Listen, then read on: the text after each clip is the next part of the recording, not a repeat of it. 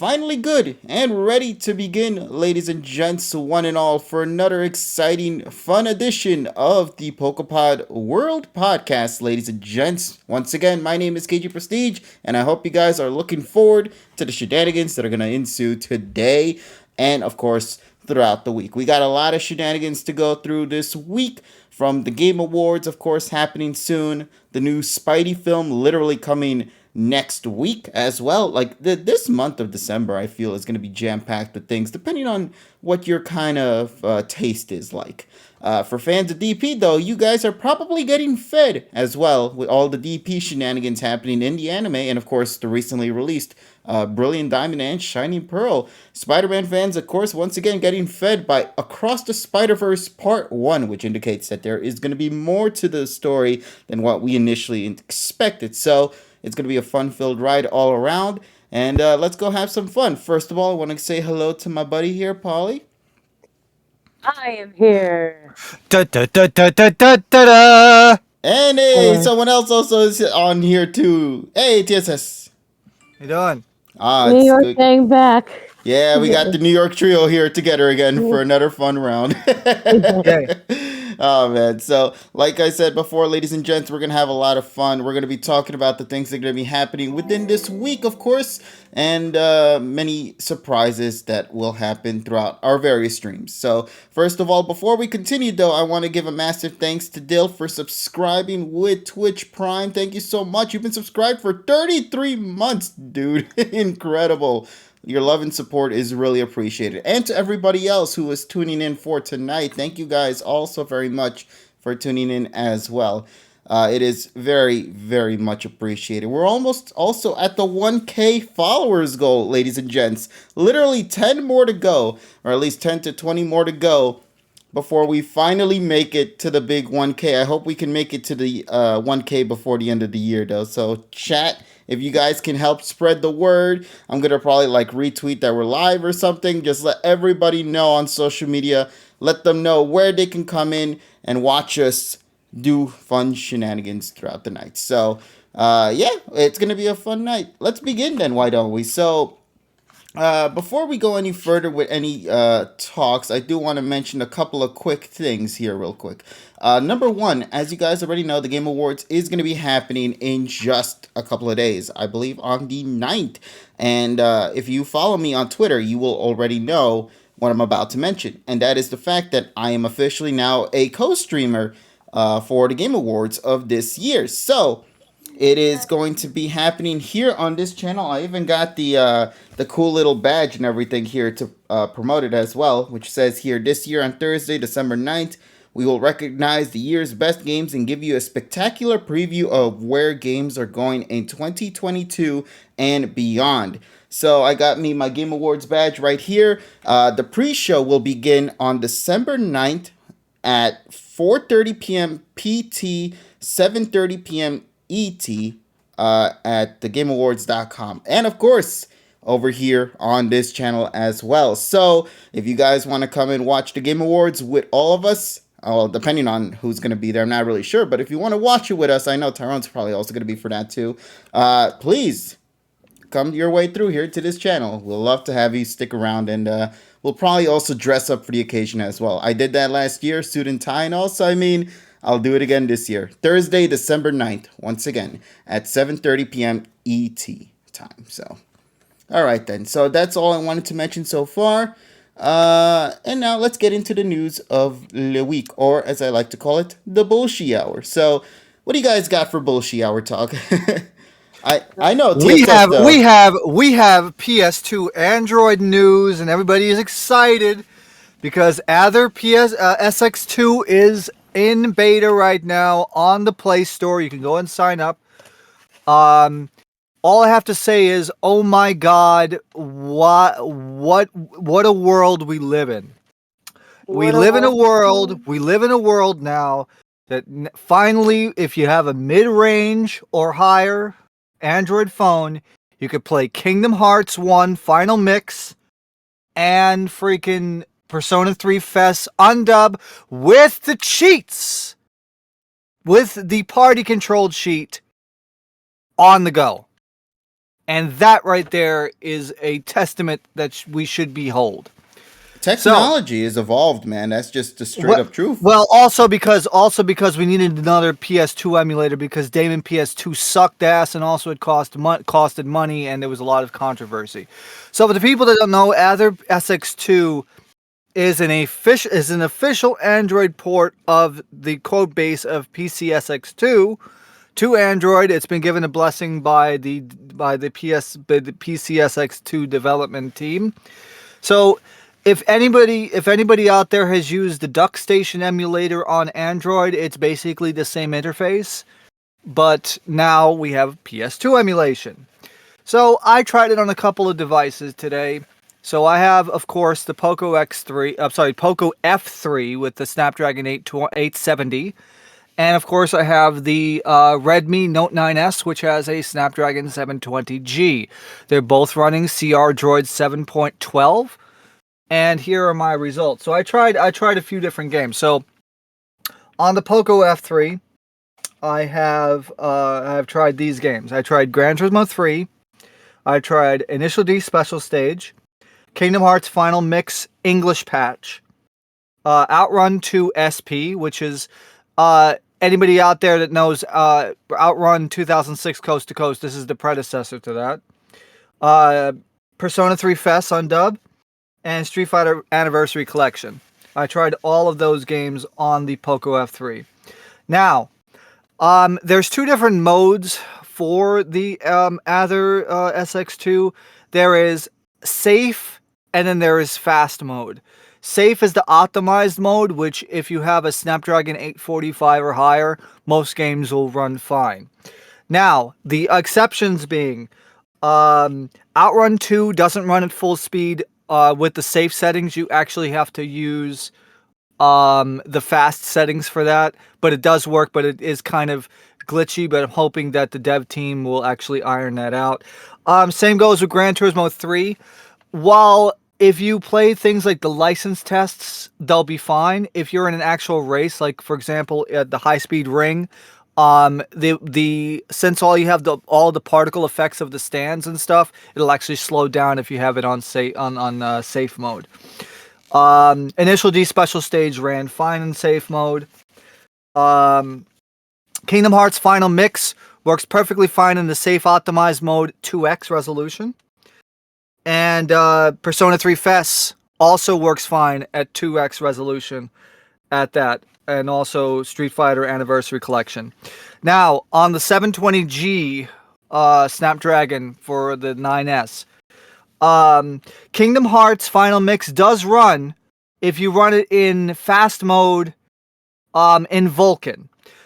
There is a problem now. Your mileage may vary depending on OpenGL or Vulkan.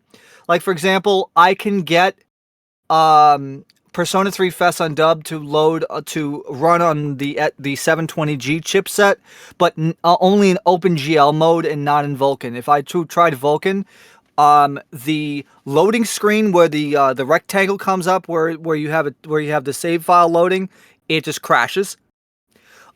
Same goes for which is kind of funny because Vulkan on Persona 3 FES works fine on the Poco F3, which is an 870. Can I ask a question? Yes. Does Dragon Ball Z Budokai 3 work on there? Well, it should. Yeah. Fuck, now I gotta get this punk ass phone. Well, no, you already have it.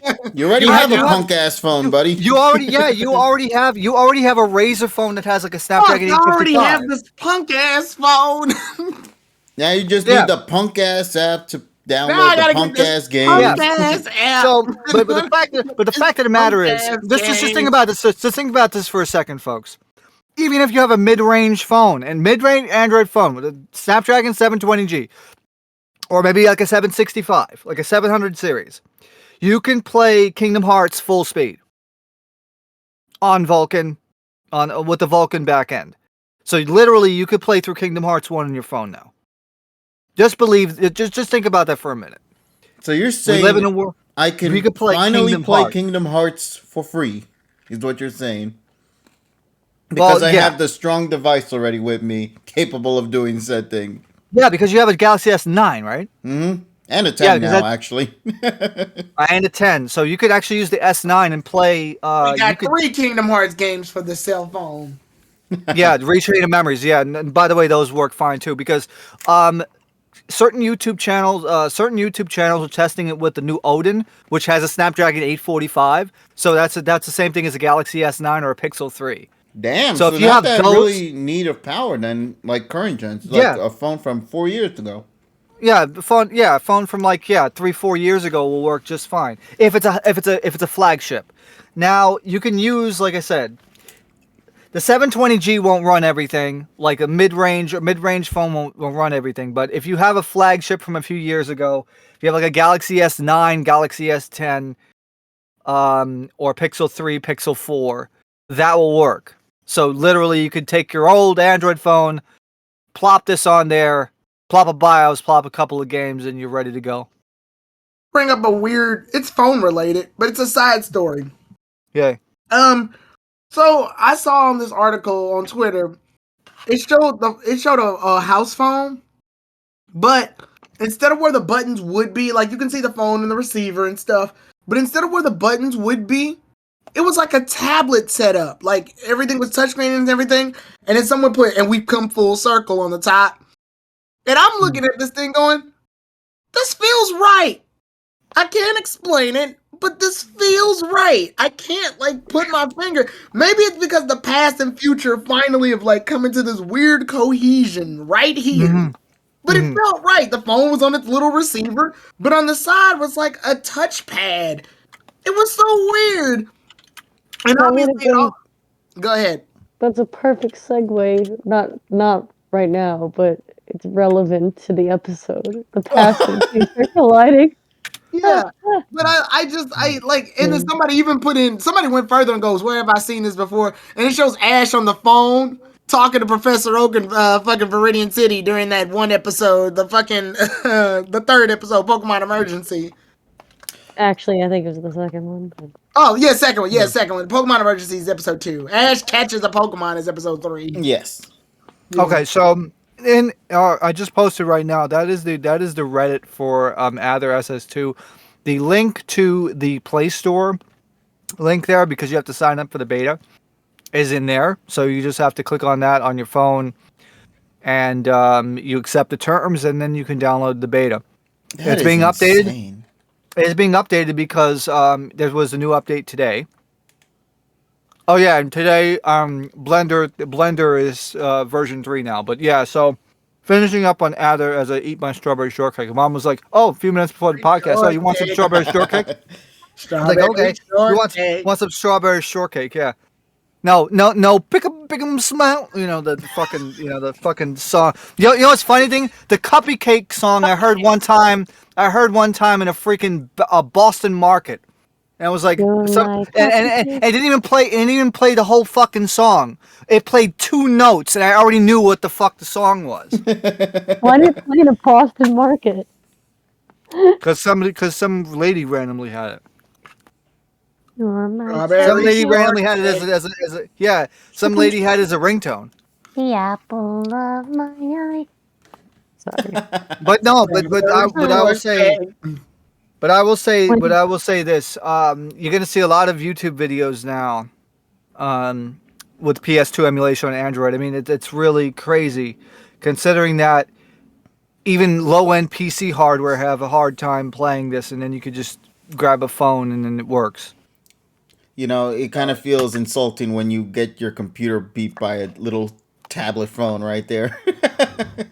In other words, update your goddamn PCs already, damn it. If a phone is beating your ass, then you might want to, reconsider saving up for a PC. I just saw this on Twitter where it's a bad tech joke, and I thought it fit for the tech segment. It said, which country is next to the USA? USB.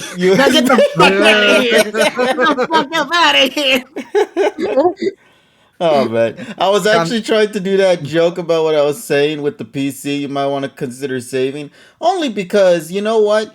We are actually sponsored with Artesian Builds, ladies and gents, who actually do make custom PCs just for you. That's right. You right there in the audience. You guys can go and check out their site down in the description below in the About segment and go and look at the various products they have in store for you from various specs, products, and even watch your PC even get custom built live on Twitch over on their channel. So there is a lot of options for you to go and check out down below. Once again, thank you to Artesian Builds for always coming through with that part there. So Yes. remember, ladies and gents, don't get your ass beat by a phone. So take that chance right now to go and get your own PC today.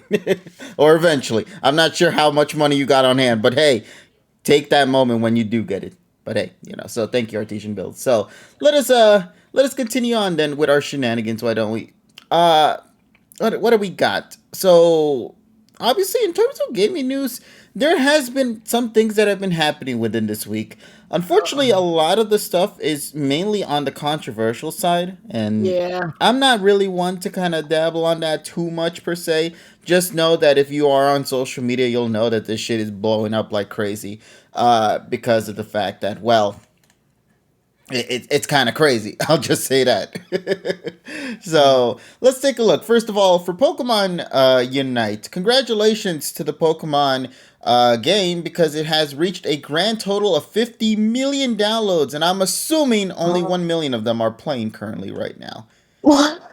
I'm just assuming. I mean, games are just like that. We easily pick it up and then put it back down after like a day or so later. How many of you guys in the call have actually, dedicated yourselves into Unite on a daily basis here in this call? And to those in the chat as well. I streamed it when it was hot, and then It's stopped still being hot depending on how you approach it, It buddy. ain't hot no more. I bro. I feel don't know, like man.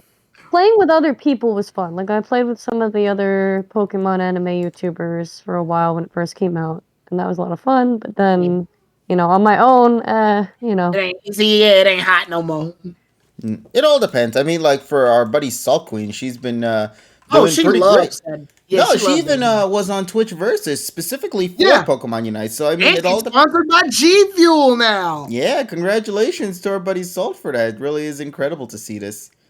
Also, she gave you she congratulated you, KG, for your Palkia at 304 encounters. Did she now? Yeah, I mentioned it in her stream when I was watching her stream a while ago. She goes, "Holy crap, that's really good luck." I'm like, "Do you know who you're referring to?" Nah, man. Of She's course, basically around the same luck as me. I've seen her luck encounters, and she's also been. Yeah, but she was blown back by the fact that you found Palkia in 304 because she's still in the 500s. Good luck. She might have already skipped it because the Palkia shiny version and the original looks so similar. Lame. So goddamn similar. It looks just like Palkia. Like, If it wasn't for I the didn't even chat, know it was shiny. Yeah. if it wasn't for the chat when I was talking with them, I would have instantly hit the home button and dipped and moved on to the next one. Yeah. But because I was talking with them, I let the scene play out and then ding happened. The only reason, I was gonna say the only reason I knew it was a shiny was because of the stars. I didn't notice any fucking difference. Yeah, it's just the stars. All right, so I do want to take a second to also, well, if anybody else has anything they want to bring up in particular before I bring up this segment, it's going to be a nice little small segment, so I thought now would be the appropriate time if any of you guys here in the call had anything else you'd like to bring up. Go back. I want to be this small. I just want to say, like, I've been in such a Pokemon mood. I can tell. I've seen it on Twitter. You have. I'm sorry. What are you sorry for? I feel like Pokemania hit Polly super late. It really hit me super hard because I don't have a lot of. I have like 2 finals left, but this was one of those weekends where I just sat down. I played Shining Pearl. I watched The Legend of Thunder. I know, very random. You watched it deliberately? I watched it deliberately because I had this newfound interest in Attila, Hun, and Professor Sebastian. And then I went back to the Johto series, and I that watched... means you deliberately saw Attila and Hun. Yes, exactly, because they're amazing, and I love them. No, because people watch that because they want to hear Atanado Shikai. Yes. And then I read fan fiction, and it's just been so wonderful. So It's been a I just want to joyous say ride that. all out. Yes, I just love the Pokemon anime. I just want to say that. I just love this franchise. I'm just very. Yeah, I too bad some of the I have people here need to go to fucking jail. But what? I'm sorry. okay. I'm one of them. Let me. I'm sorry you had to watch Attila and Hun. Damn.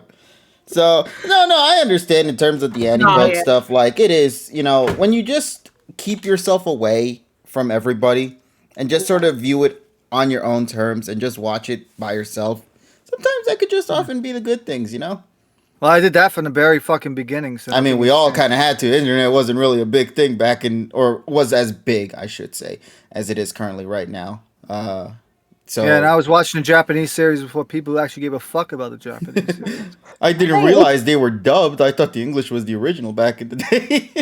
it's more just this kind of revamped like love for it, because I know Yeah. that there's been a lot of controversy with and different opinions going around with journeys and just the turn that the anime has taken as a whole. Mm-hmm. But then you go back and you watch some of these great specials, and I mean, as opposed to what you might say, Tyrone, I like Legend of Thunder and I like the Chronicles, but Oh, no. Let me clarify. When I said deliberately, I say that in the sense that The Legend of Thunder is watchable. It's not terrible, but it's nothing you ever stop and go, you want to know what I want to see right now? Legend of fucking Thunder. Like, no one makes the choice to watch that.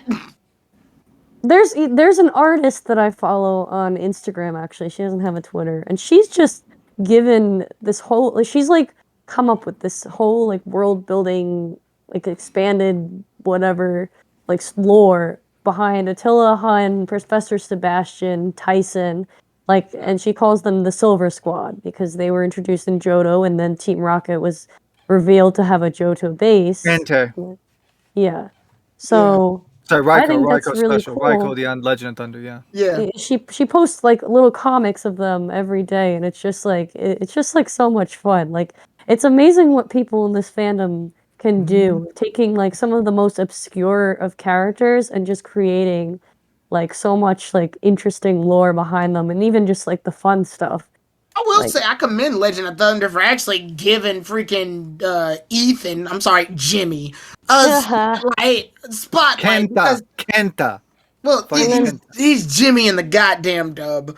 And Jimmy and Chris, like, they actually make a screen time debut and they play an important role in it. I'm glad they did that because, like, it felt like they were gonna get the short end of the stick in terms of main character publicity. Like a lot of the other, at least the other ones get like movie cameos.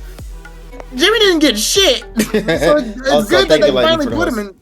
I'm glad they put him in something. And then what's his name from the Johto League, Jackson/Vincent. Yeah. Yeah, but no, that's just an example. It's just Junichi. it's just an example of how the community, yes, it can be. I don't like using the word. I mean, I guess toxic sometimes, but then again, there's just some people who make it really, really great, and we appreciate them, or I appreciate them a lot. So To be that's fair, just, as I mentioned last week, 15 years in the community that has been toxic, in my opinion. 15 years. I interacted with the community not so long before this pod started when somebody made a post about Charmander, Chimchar, and Froakie, and it's like Pokemon that left their old trainers and got with Ash and became better. And then I typed in, I said, Charmander said, my trainer neglected me and abandoned me. Chimchar says, my trainer didn't see my true potential and left me. Froakie, them bitch ass motherfuckers couldn't handle the Froak. I mean, that's true though. Froakie That's was. what happened. Yeah, the trainers didn't leave Froakie. Froakie left them. Froakie, no, I couldn't help myself. Maybe that might be why people like Froakie so much. Yeah, because Froakie's like, bro, you too weak to train me, punk ass, ugly ass trainer. Oh my But, And then he god. looked at Pikachu, he looked at Ash, and Pikachu was like, who is that? Like, Yes, Wait, I why are know. you adding him to the team? No. I'm sorry I derailed this with a special from 2001 that no one Yeah, remembers now. we're actually no, the 20th 2002. anniversary. There you go. 2002. 2002. 2001. Now let's just call it 2020 or 2001, so that way we could call it the 20th anniversary. There you I go. just say 2000 and X. This ain't Mega That's Man, something buddy. else. Yeah. Well, actually, it actually would. Let me see. I remember Excal released it in 2004, but I know that it was out since like 02 or 03. It says 2001. Yes, 2001 was 20 years ago. Happy 20th 2001. Wait, anniversary, hold on. 2001. Was it dubbed in 2002? No, yeah, no. it was dubbed like way later on. Okay, It's like, got it. like Because it was the 05, one that 06. started Chronicles, I think. That Yeah, in Because the they have the dub same anyway. opening. Yeah, because 'Cause, in the old numbering we used to call it Hoso 3 because Hoso 2 would have been the Mewtwo Returns. Mm-hmm. Mm-hmm. Because So we what's used to have Hoso an 1? old Yato King's Day. Winter. Yato King's Day. Oh shit! Yato Right, he King had a short, didn't he? no. Because I know the Yeah. weekly broadcasting did the like Pikachu show, like the winter thing with the Delibird. But the first Hoso that we considered to have it. I mean, and that was our numbering back in the day. It was Yato King's Day, a day in the life of Yato King. Gosh, I love the Chronicles. Yato King Hoso. Skina Mono. Yeah. Long live Anyway. Lanny Poke, I guess. Yes. All right, then. So then, why don't we now go take a second because, as I stated earlier before, and Taran, you weren't here for this one, so I'll just bring it up again. The Game Awards is happening in just a couple of days, this Thursday on December 9th. Of course, both you and I are going to be streaming it on our respective channels, and Correct. I believe that is correct, right, Taran? You're going to also be streaming Yes, it. I am. I will be co-streaming. Sweet. So the only reason why I brought this back up again is because somebody in the chat had told us they would like for us to do two things in particular. There is one that somebody actually messaged me. Robzo, I believe, is the one who mentioned me something that which is kind of funny because we were bringing up because like the bullshit stuff, and given that this is the bullshit hour, I thought it'd be kind of appropriate to bring it up here. So we'll talk about that in a minute. And then the second one I want to talk about is the fact that now with the Game Awards happening here, we do have the nominees of all the categories for best ongoing, best indie, best mobile game, best multiplayer, content creator of the year, all that stuff, you know. So we're going to definitely take a look at all of it. So but before we get into that though, Robso actually messaged me separately and wanted me to ask you guys a specific question in particular. And given that we were talking about community stuff, you know, I thought it would be appropriate. So they say, hey, KG, it's kind of silly question, but for your bullshit hour tonight, I kind of want to see you guys reflect a bit on this. What opinion always have each one of you like, what opinion always have each one of you like this in the community? And when he says like this, he's referring to the fact that, you know that cat meme where that has that cat smug face and a bunch of knives are reflecting around him? Like, what kind of opinion have you always done in the community that's put you in that position? Yeah. I've been seeing that a lot. You're the cat, basically. I was gonna see. I've been seeing a lot of that. Where it's, what's his opinion got you like this, and everybody throws the book bags at you and shit. Yeah, that one. I know mine. I have a few. I mean, the obvious ones are I like the Johto series. I like Burgundy, who's commonly known as a very disliked character, at least by the mainstream fandom. People were like, "Oh, I never liked her. She was annoying." But the biggest one I'd say relevant to this time period is that I love Journey's episode 30. That is my cat. That's the Pikachu one, isn't it? Yes. Oh, fuck you! See, already, just bringing it up triggers him. Yeah. Tyrone is the knives. Yeah. Well, yeah. And Sam Lizardon Stan, he hates that episode too. I mean, a lot of people do. Let's be real. Yeah. You do. I know. I'm a lot. I know. I'm a lot to deal with. That episode was only good for AMV fodder. I agree, and also the Burger King meme. Well, the video that I did, you know, it's like, I see you, baby, shaking that ass. That was the only good. ass. Shaking that That was the only good thing to come out of that episode. Thank you, Emo. See, Shaking that ass. You know, what's everybody else's? Huh? I was gonna What were you say, saying? you bringing up episode 30 reminds. I think that was the time Dane was with us, if I recall, for that session. Yeah. And I remember and I still have this picture saved, by the way. I don't know if you remember this, Tyrone, but you know that one meme of JoJo where it's like two guys kicking somebody in the ground, and then Dean's in the background, he's just taking a sip, and then eventually, like, he comes in and starts kicking Journeys as well. I don't know if you remember that one scene from JoJo season 5. Yeah. I know which one you're talking about. Yeah, so when they you said straight that- up put Yumi and Dean together just beating the shit out of Journeys back then. Yeah, Dean shows up, and Oh then he yeah, shows it was up. Yumi! Yeah.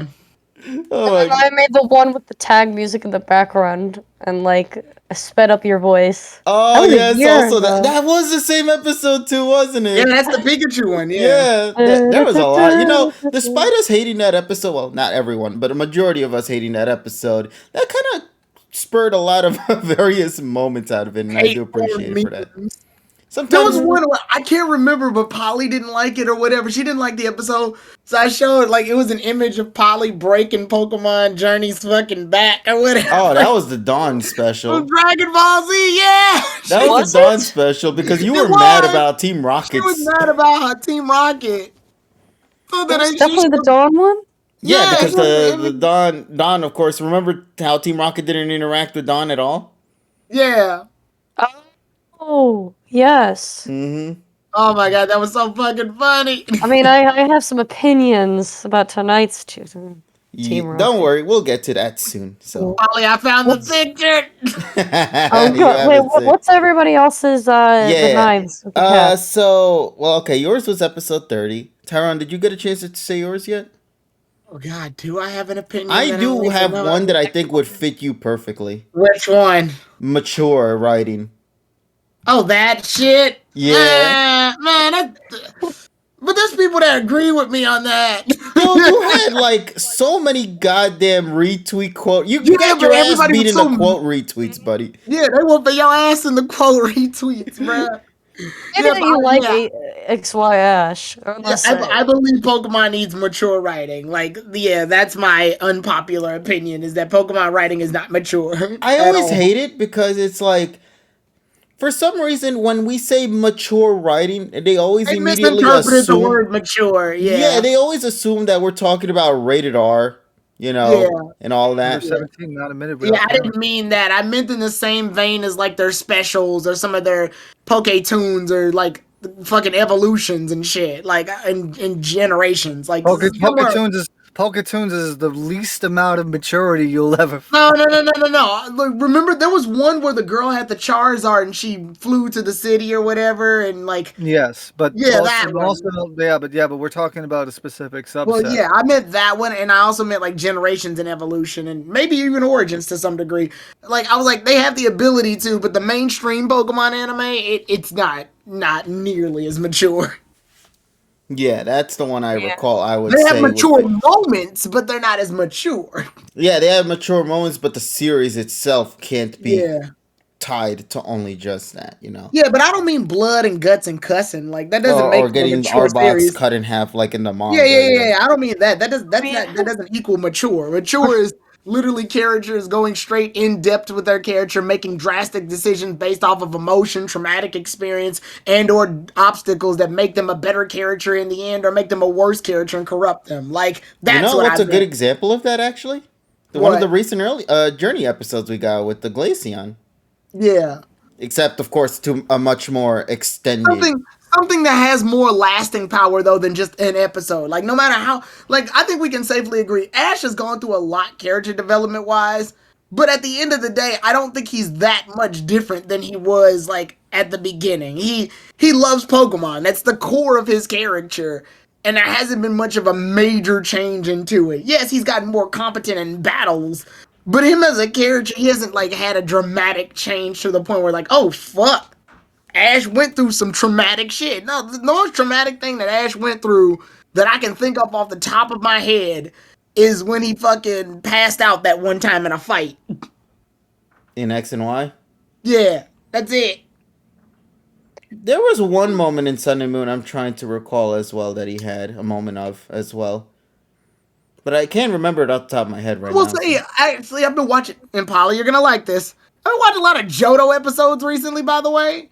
Yeah. The one where he releases Charizard hit way harder than it was supposed to. Mhm. Like, I think you want to know what diluted it? Best Wishes when they like came back and talked about it. And for some reason, Yeah. I don't feel the same when it happened and looked at it. It feels like it's missing something. But then I go back and watch the Johto version of it and saw Ash release Charizard. And I'm like, oh shit, that's right. That happened. Charizard stayed in like the water. And Liz, what's the girl's name? What's the girl that owns Liz? Liza. Liza tells Charizard not to move until it's thought and reflected on itself. So he does just that. He doesn't move from this lake at all. Like he's about to go to sleep, and Team Rocket's like pelting rocks at him and shit to keep him awake. And like it hits hard. It hits different. Oh, Blast Chance gave a good one. Yeah, and they're playing like a really good song and shit. Life's Ambition. Yeah. Miyazaki.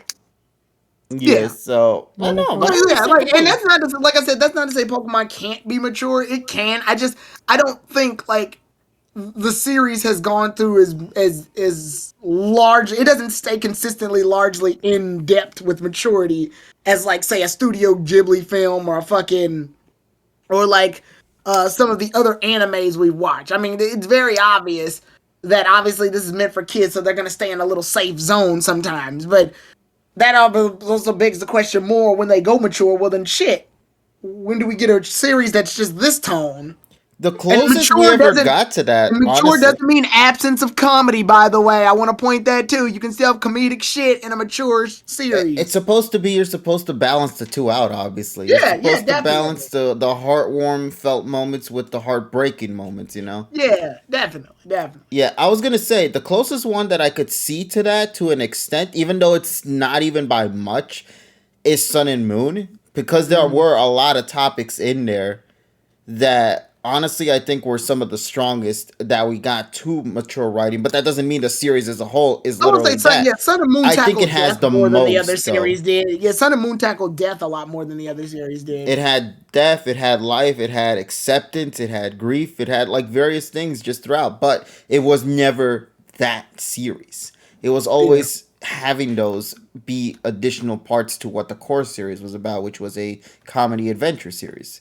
But I think like in terms of like the most like in a catalog of like the most list of mature moments in a series, I think Sun and Moon has hit almost everything above than the other ones prior to it. But that doesn't mean like it's a huge margin. It just means like maybe by like a point or two, you know?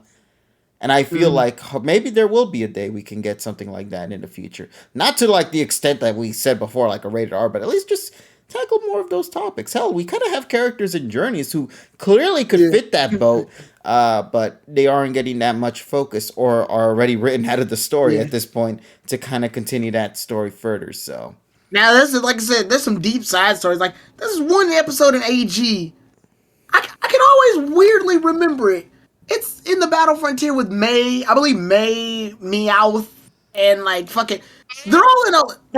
They like go back in time or some shit. Oh, is that like that winter thing? That's my brother's favorite episode actually. AG 157. It's Time Warp Heals 01. That episode is stupidly more deep than I thought it'd be. I was like, what? What's this shit? Why is this in Pokemon right now? Actually. Who put their epic Hallmark movie in my Pokemon? It's why Battle Frontier is again goated. Yeah, no, the Battle Frontier arc is still probably the best arc any anime series has within the Pokemon franchise, honestly, in my book anyway. I just think it hits all the proper notes. It's well paced. Actually, it's very fast paced. It has two storylines going from beginning to end. It's kind of like a restart of their story, except now with a new game plus, you could call it, you know. That's how I always viewed that Battle Frontier. It's always New Game Plus because both Ash and May had to reboot, start with zero again, just to get another opportunity to then go to do their final matches once more. You know, so I think that's what I liked about it. It was just super fast paced. Kind of reminded me of like early Kanto. Yeah. Yeah, so let's continue on this then. Why don't we? So Wait, what obviously, TSS? What's your controversial yeah, I was one? gonna ask TSS. What is yours? What is the one thing Movie that's like, for some reason, pisses everyone off? movie 3 sucks. You suck. I love how Movie TSS was so movie three fast. is yeah, movie 3 is bad. He You didn't suck. hesitate. He just said, "Nah, that shit sucks." You Moving on. suck. Yep, I like because apparently Tyrone loves his cyan colored Chikorita, and I don't. I'm sorry. The movie was a different color and you couldn't fucking enjoy it. Colorblind No. people don't understand your hatred, TSS. You fuck. Yeah, well, sure they can. Sure they can. They can also tell you that fucking the other two characters jobbing to a fucking fake character is not fucking something either. It's really that the problem. The thing is though, the funny thing is 7 people on my staff agree with me, which is quite funny. It's just because your entire staff sucks. I don't know what to tell you.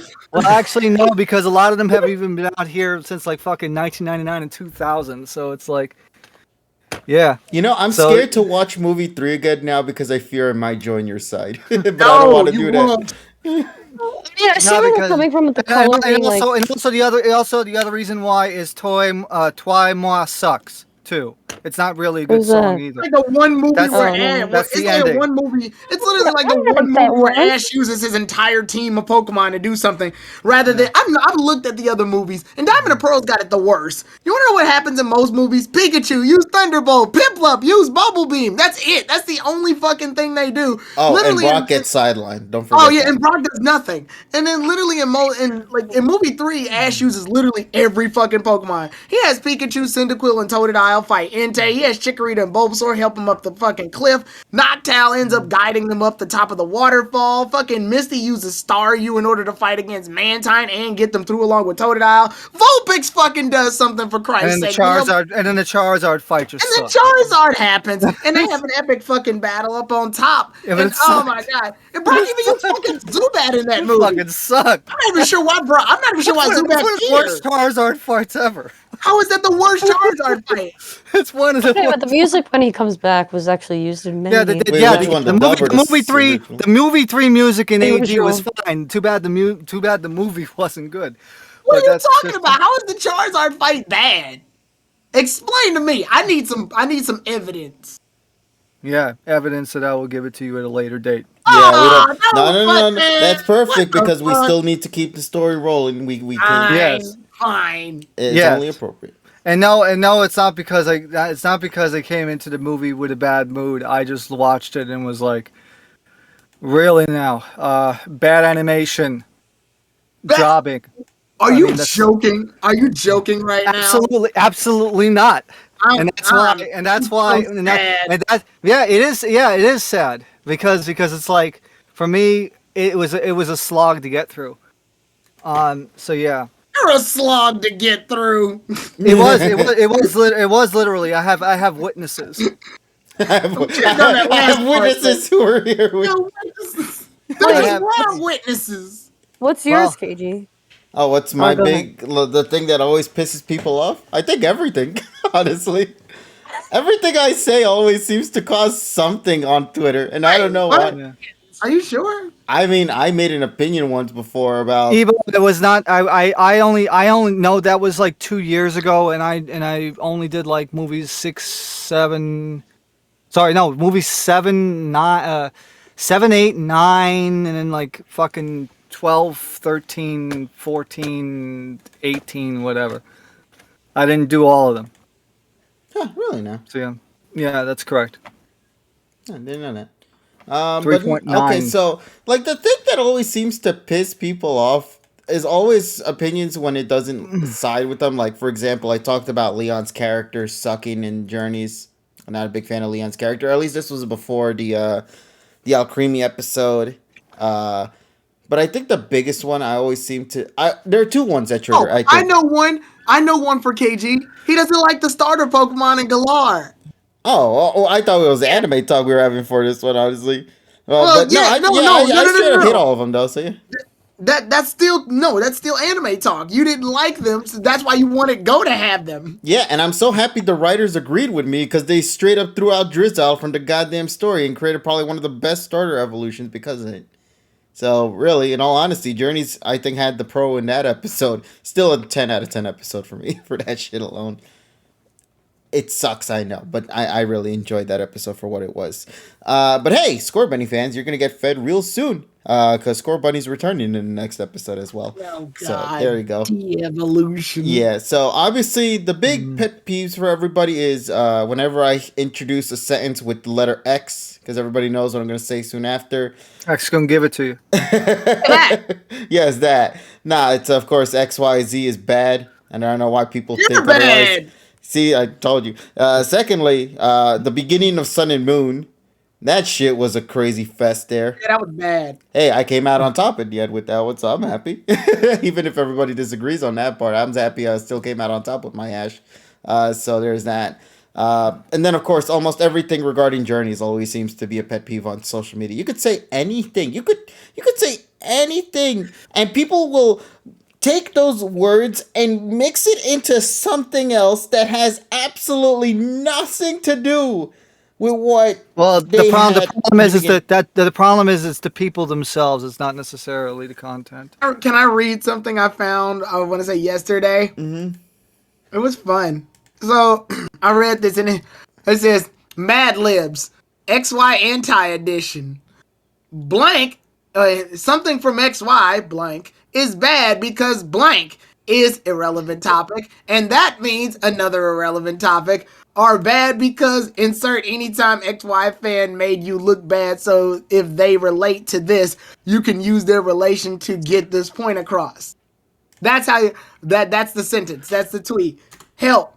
The point is to downplay XY mindlessly, so don't worry about anything making logical sense.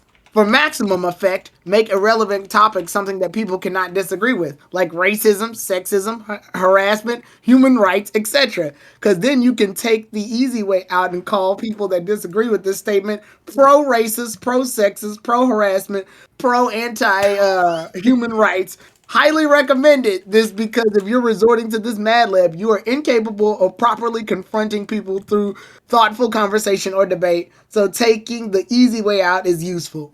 This was the funniest fucking document I've read in a while. The hell was that string of sentences, boy? That sounds like somebody high on meth trying to fucking. I loved it. It was a document somebody made. I was like, this. Well, yeah. That's why they have to stop smoking the K2 and drinking the fucking Loco. They gotta make documents that are actually fucking relevant to read. Defending the XY fandom. Yeah, Tyrone template clearly made for a Twitter user. Yeah. I loved it. I thought it was funny as fuck. Rat says XY is sexist. Why isn't it XX? What the fuck? No, why isn't it LL? Ah, shit. It's just wonderful that Johto has no fans because I don't even have No, Polly. You remember that episode of Family Guy where the guys talk about the women's basketball league and they're like, is this an exciting game? That's for the fan to decide. And then this guy going, yay, that's you. Is Johto Journeys a good series? That's for the fan to decide. Yay!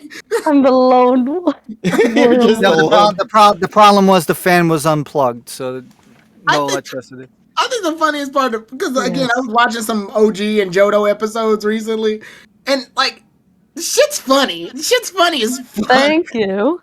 The delivery was spot on. The shit that Ash, Brock, and Misty are allowed to say constantly baffles me. They took so many liberties, and I love it. There's this one episode, I swear to God, Meowth goes to his home, goes to New York, no, not New York. He goes to California, to Hollywood, and he goes to a house that's like broken down, and his husband and wife are fighting. She goes, "Why don't you take me out anymore?" And he goes, "Because you keep coming back." And I'm like, what the fuck?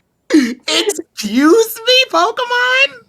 That's why I love it. Domestic disturbance in my Pokemon? Oh my god. It's wonderful. Funny. It's my comfort series. It's your comfy series. Well, at least it's Yes. your comfy. It's yours, not ours. TP gets to be my goat series. Johto gets to be my comfort series. Old lady's like, my husband and I used to stand next to the sun floor and take pictures, and old man's like, why do you keep telling everybody I'm dead? Like, what the fuck? What? Stop telling everyone I died. And then Ash and the others just fall out. I love it. It's so funny. Oh my god. It's so stupid. Oh, actually, That's why I love there is another topic I want to bring to your attention. Mm-hmm. So, yesterday Dogasu posted a article on his blog, of course, on his website. Dogasu's Oh. backpack, talking about this current status of Kaori. Now, this really pains for me to see because, of course, people have always said, and I've always said, oh, what happens if Haruka comes back, right? Unfortunately, though, it appears that Kaori still has the dysphonia problems, and actually earlier this year, back in the summer, she was having a real problem sleeping, and she kept on getting like coughing fits and having to do acupressure just to get to sleep. And supposedly nothing that she has taken right now is making it any better. So unfortunately, I don't think Haruka's coming back. Because as Dogasu says in his write-up, there's only certain criteria of when actors and actresses get replaced or seiyuu get replaced. And unfortunately, Kaori does not fall into any of them. She's not going through maternity leave. She's not dead, thank God. Thank God. But she cannot fulfill her role. Now the thing is though, I will disagree with Dogasu on that point, because if anybody has watched Yokai Watch, the Kotori, who used to do Usapyon, actually retired from the business, and Usapyon's voice actress was replaced in about a few years ago, because she retired in 2019, I think, but that they were able to get Usapyon a different voice. So that's the one thing I disagree with Dogasu on that. But would I love to see Kaori come back as Haruka? Absolutely. But it might be a position where they might have to change the seiyuu. Damn, that But would be unfortunate. Yeah, though. it would be unfortunate, but that's what it is. And also ironically enough, in his article, he also mentions voice acting being too expensive, and he also says Mamoru Miyano. Yep, I think saw that part. Yeah, so I think outside of cameos, if they do decide to bring Haruka back, and we know that Cody can't do it, then it might happen where the voice actors get replaced or voice actresses get replaced. That's what's probably going to happen. If she is relevant enough to bring back in a vocal role, they'll pull out all the stops and do it. I think they would go out of their way to like make sure if they're gonna get Cowdy to come back, I think they're gonna make sure to like do it in the most respectable way possible for her character. It's just a matter of how they're gonna approach it. What will they do to go to that length to make it happen? And of course, when will it happen? We just don't know as of right now. I still believe in the most respectful way possible. Probably just simply a nice little reference in the background would have been the perfect opportunity for her, for now at least.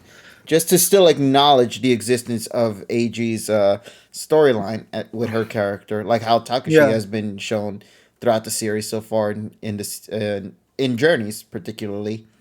And I think fans would still be happy. I know we joke about this PNG slideshow, but like in this kind of situation that we find ourselves in, I do believe that this is the most. But to be fair, Yuji Ueda is still on the show. So realistically, to have to have him still on the show is not the problem. The problem is when you have voice actors or actresses that haven't been on the show in a very long time. Yeah. Like Yuji Ueda, like I said, his characters, his side characters are like the the voice equivalent of gift wrapping a hammer. You already know that it's him. Yeah, You know, he's been in the series so long, you know who he is. you already know because he has only about maybe 5 or 6 different voices, and you could already tell which one it is. But yeah. Do you think? Oh wait, you can go ahead. Ever had a dream? No. Have you ever had a dream? Do you think if Clement and Bonnie come back, do you think Yuki Kaji would be able to convince Mamo to come back since they're such good friends? That's well. Remember, it's not. Remember, it's a multifaceted thing. It's not just that. It's also the agents. It's the agents, and it's also remember. We're talking about 81 Produce, which does the voice production. But you have to remember that each one of these voice actors and actresses have their own agents. So if the agents and the and the companies that they sign for don't agree on a contract or don't agree on an appearance, then it's dead in the water. It's not like just saying, "Oh, here we go, get this person done." No, there's a lot of legal paperwork that needs to be done. Yeah. If you want to get Iris, you have to talk to us. If you want to get Karina, you have to talk to us. You guys want fucking Gary? I feel like Mama would enjoy coming back for Silent. I mean, all of the voices he done, he always seems to have a passion for them. So yeah. Hey, if it brings back Silent Scream, please. I want it. The problem is, it's hard to replace. He has such a unique voice, though. Like it's just like with Cowdy. It's just like with Gary. It's just like with Brock and everybody. The reason why we love these characters aren't just simply for the characters. It's for the people who provide the voices for the characters that make them so special. That's why people grew up with the dub so much, with Veronica Taylor as Ash, as an example, or the original Team Rocket voice actors as well. There's a reason why we are so attached to them. It's because of how they're voiced. That's why I think, like, for Cowdy, for example, if, like, she had to get replaced, I feel you kind of lose that charm of what made not Cowdy, but, well, of course Cowdy, but also May as a character so special, too. That same argument can be said for the dub, too, because, I mean, I've said this a million times. Sarah Natticini's been getting better and better and better and better. But guess what? The one heel she'll never be able to go over. The one person she'll never be able to pass up. The one person who she'll never be as good at Ash as, in my head. And that's good old VT. I'm sorry. And I mean, after the recent controversies that's happening with Sarah lately, it's not going upwards anytime soon. Oh, I need Veronica to get her job back. I misunderstood you because I thought, the one character she'll never get to voice, and I thought you meant like Soledad. No. I meant the one person she'll never pass up in her life is Veronica Taylor. However, she's done the show now more than Oh yeah, she's done it longer. But Veronica did it better. She has a deep respect for Veronica Taylor, I think. Oh, she does. She does. That's just how it is. It's like I wish she had the deeper respect for the fucking community. Which I think the answer is NFT wormhole. We're not gonna fucking do it. Yeah, we're not gonna dabble on that. Just know that it involves the You're about to lose. Yo. She worships shit that shit that's non-tangible and doesn't exist. Basically, that quote unquote harms the environments. So, she would rather see somebody fucking cause blackouts in Iran than freaking. Molly, did you just get the song I was singing? By the way, wait, sing it again. You're about to lose your job. So I'll send it to you after the stream. Okay. Yeah. All right, so let's take a second real quick to talk about some final things then before we get into tonight's review, if you don't mind. So obviously, once again, as I stated before, we're going to take a second to talk about the Game Awards, because we kind of have to a little bit. Yeah, it is happening in just a few days. Let's hope it doesn't fucking suck. We're gonna be wearing I mean, suits they again. came out and said that supposedly there is going to be 5 huge announcements to the level of that of Elden Ring when it got I'm first sorry, announced. KG. Like your timing was weird. So TSS goes, "Let's hope it, hope it doesn't fucking suck." Well, they told us it was gonna suck. Yeah. But yeah, unfortunately there is no Smash in this one, so Smash fans, you lost already. But hey, I mean, we could get some good things out of the way, though. I also heard a ding noise. Hold on, what just happened? Oh, Blast Chance, thank you so much for the follow, buddy. Really Oh, do we're appreciate close. it. I Yay, mean, thank you. you're so close. 1,000's So right close. Let's there. make that Oh, reality happen, ladies and I gents. can taste it. So, as you can see right here, we have a You have plethora of you have a nominations. very bad looking bingo card. Really? Yeah, So, it is kind of weird. yeah, I don't know why it looks all like this, but here we got like Game of the Year, Best Narrative, Best Mobile Game. Dragalia better be on that. Best Multiplayer, to name a few. So we got a bunch that we could go and look through. We're not going to look through every single one of them, but we could take a look at some of the more ones that maybe you guys in the call want to see. Is there anything in here in particular you guys want to see from the nominations and see who's being nominated for best whatever it is? Most We'll begin with you, anticipated Tyrone, game. actually, and then we'll What? go. Oh shit! I wasn't ready. What am I looking for? Any of these options. Is there any option here in particular you want to look at? Uh, best fighting game, is that there? Where's that? Best fighting right here. Oh, thank God. What's the nominees for We that? got Demon Slayer, aka Kimetsu no Yaiba, the No, Hinokami Chronicles, Guilty no. Gear Strive, Melty Okay. Blood, Type Lumina, Uh, Nickelodeon All Star Brawl, and Virtual no. Fighter 5 Ultimate Showdown. All right, Guilty Gear. Guilty Gear. All right. Yeah, Demon Slayer. I don't even. That's Naruto. That's just Naruto Ultimate Ninja Storm. I don't. I don't know how Naruto Ultimate Ninja Storm got the fuck back up here. I can't And believe then, Nickelodeon All Star Brawl is here. and then well, okay. So let me talk about the Smash Con for a second. So obviously, a couple of like 2 months back, I went to Smash Con, and they actually played a lot of like Nickelodeon Battle All Stars.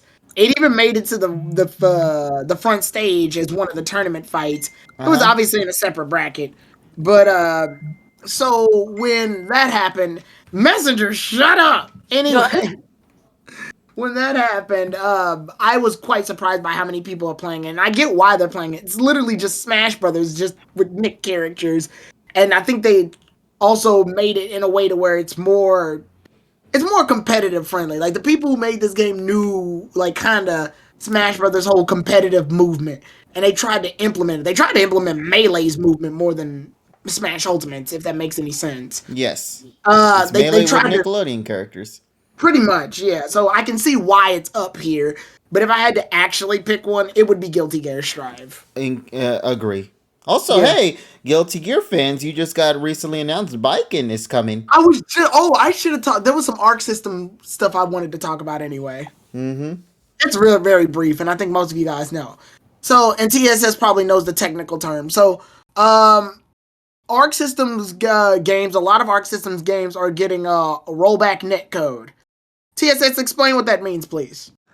Okay, rollback netcode is that if there's latency in a fighting game or whatever, it will load back the previous state, and then then to synchronize both fighters or multiple fighters, as opposed to other netcode where it will just drop the packets. It'll just go back. It goes back a few frames to synchronize everything. Okay, so a bunch of Arc System games are getting this. One Arc System game is not getting this, or it may get it, but it's in the future and there's conditions. And that game is Dragon Ball Fighters. So right now, the Dragon Ball Fighter community is coming up to the Blaze Blue community like, why you do this, man? It's so fucking funny. I didn't do nothing, man. I always loved you. It's so funny because they're like, I mean, yeah, because obviously that means Dragon Ball Fighters won't be as well online as the other Arc System games, but they said they're trying to work it out, so we'll see. But for now, Fighterz is like the weakest, unfortunately, online wise, because it doesn't get the rollback.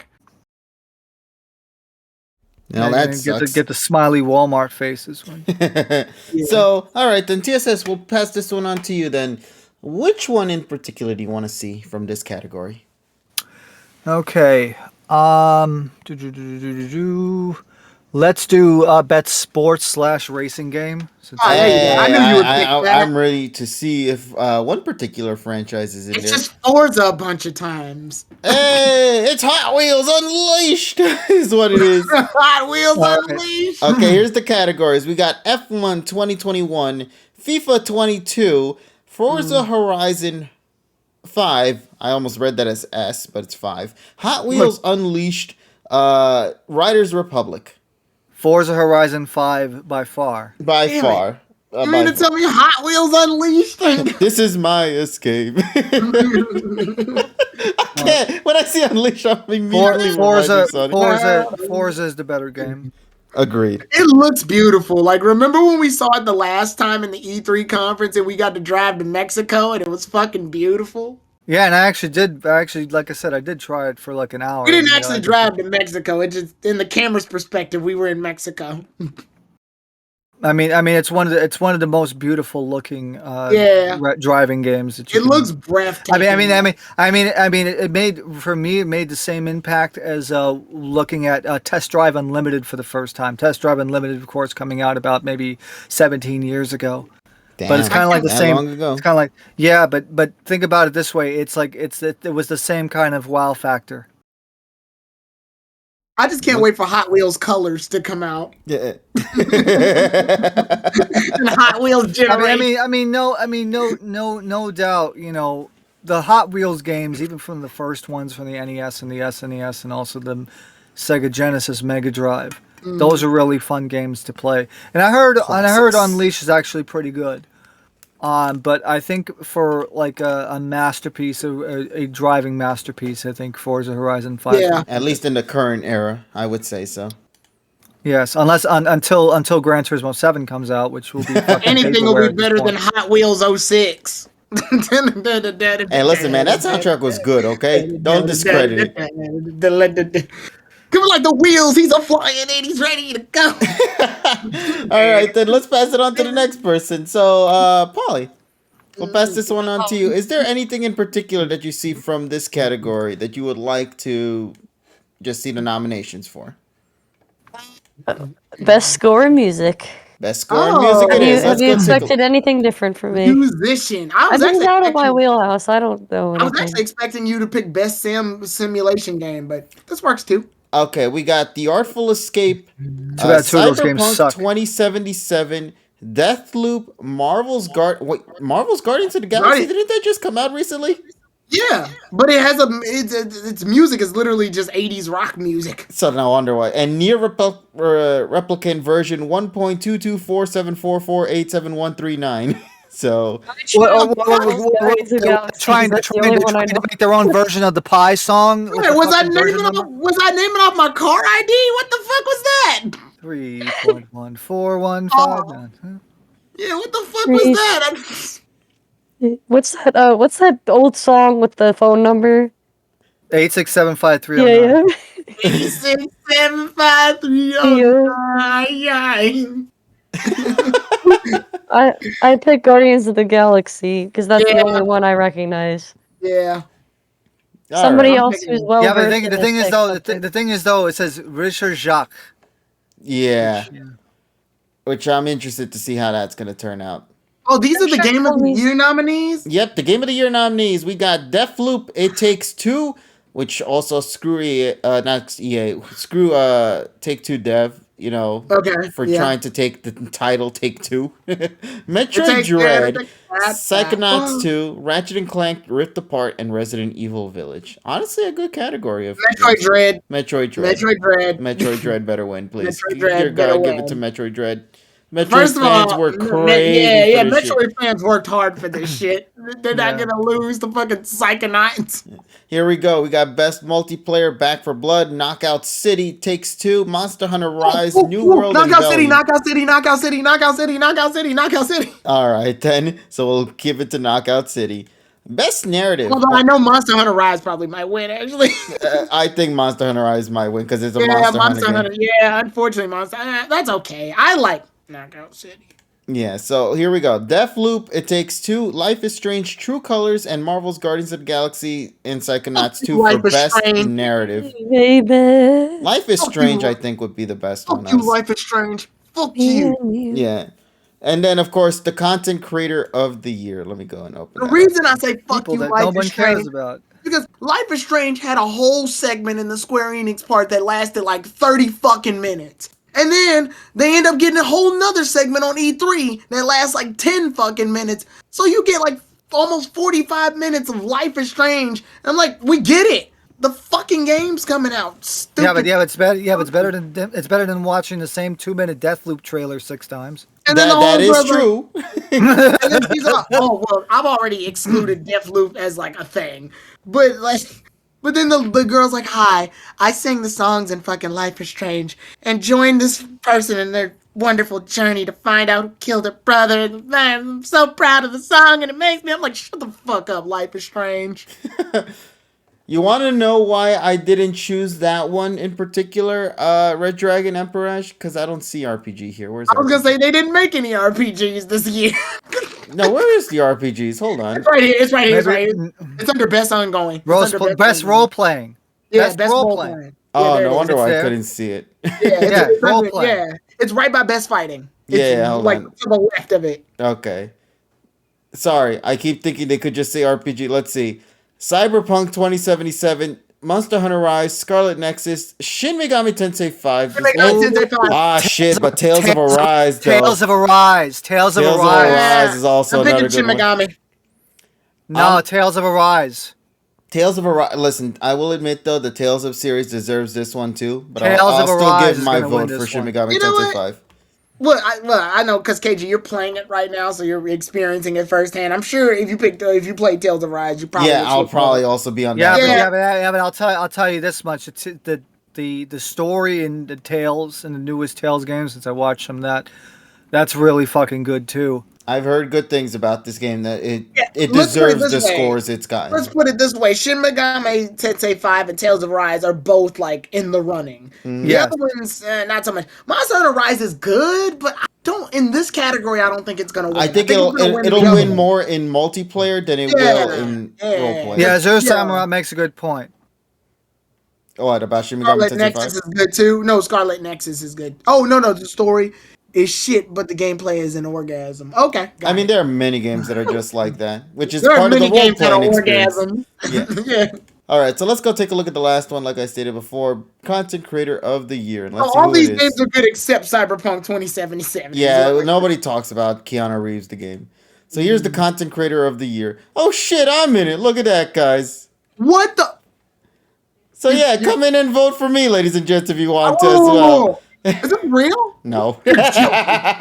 No, No, I actually edited it to have me in there. I was gonna lose my goddamn mind. No, I would have talked about this shit like a long time ago.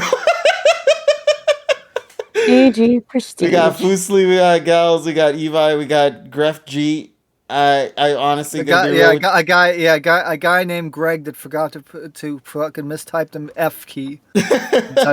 Yeah, what is your username?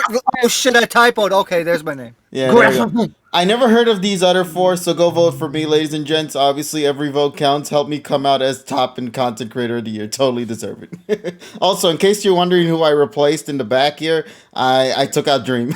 So there you go. KG, I would vote for you any fucking way. just on Thank you, that thank you. premise alone.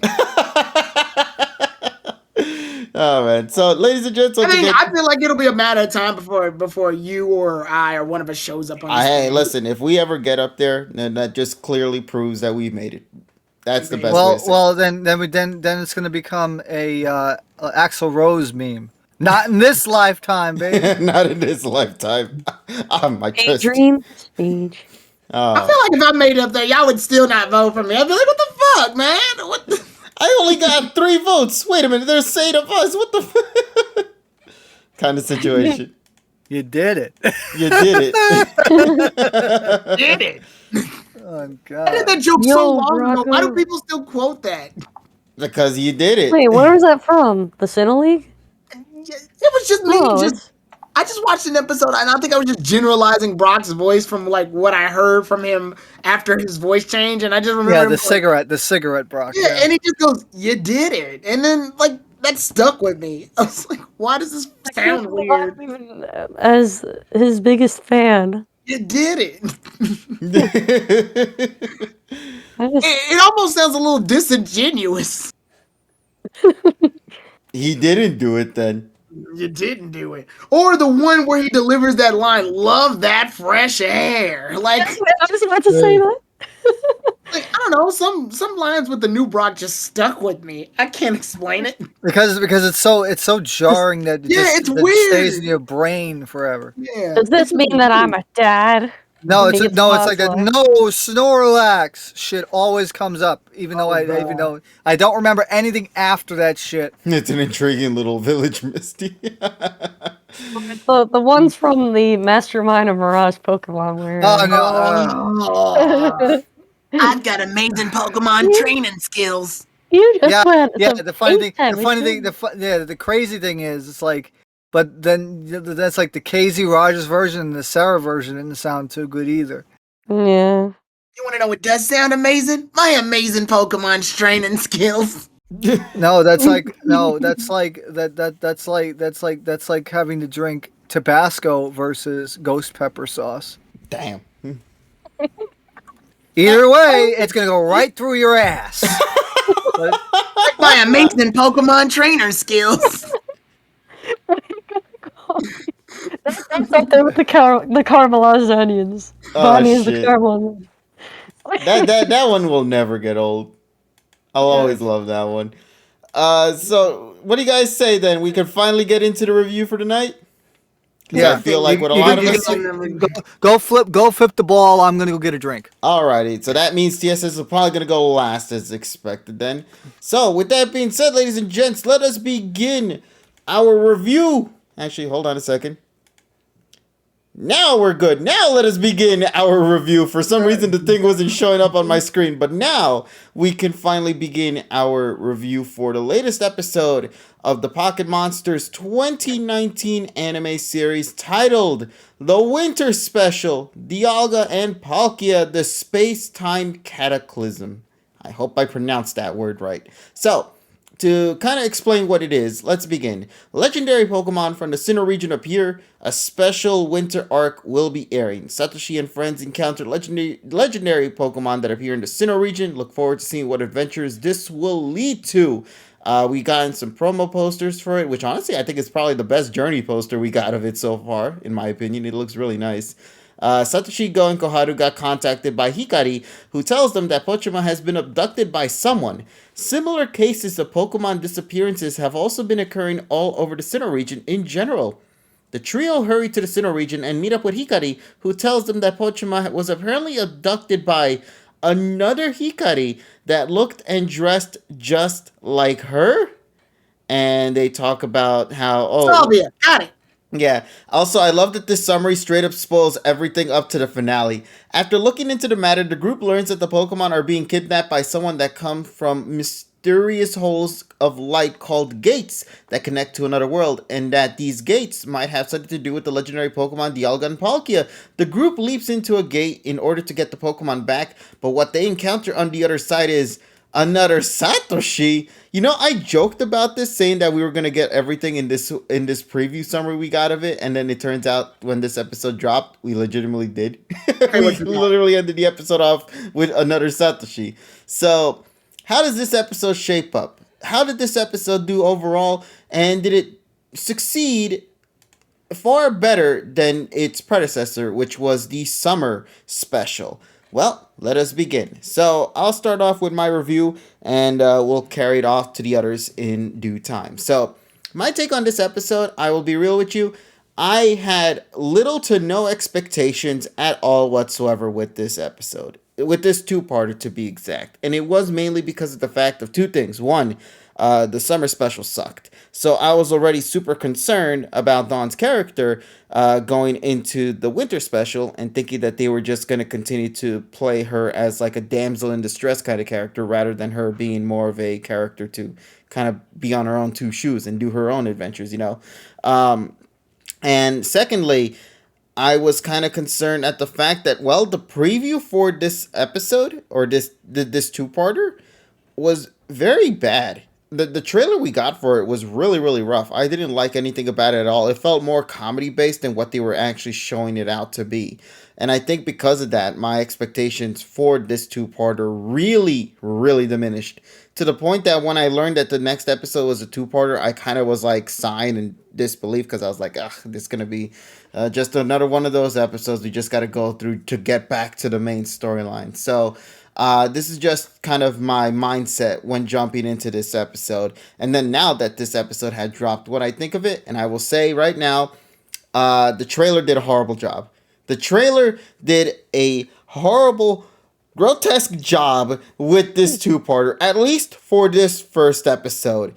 Because I feel this episode's introduction, in my book, was miles better than what I had initially expected from it. But that also might have been because my expectations were already so low to begin with that anything above that was always going to look better at the long run. But in all honesty, though, from what we got, it was a very good, solid start to an episode. I enjoyed the themes that they went for it. I enjoyed kind of like the scary vibes that it kind of pulled off. When you kind of go to the other world and discover that all the Pokemon are just straight up gone, erased from this world, or at least turned into eggs, it really is dark, like thinking about it, especially when you start realizing that with the way they're previewing into the next episode, that now even humans are now starting to de-age as well. What does that imply? You know, there's a lot of things that comes into mind as this is happening. Will they just erase from existence in general? There's just a lot of horrifying themes that are being played throughout this two-parter,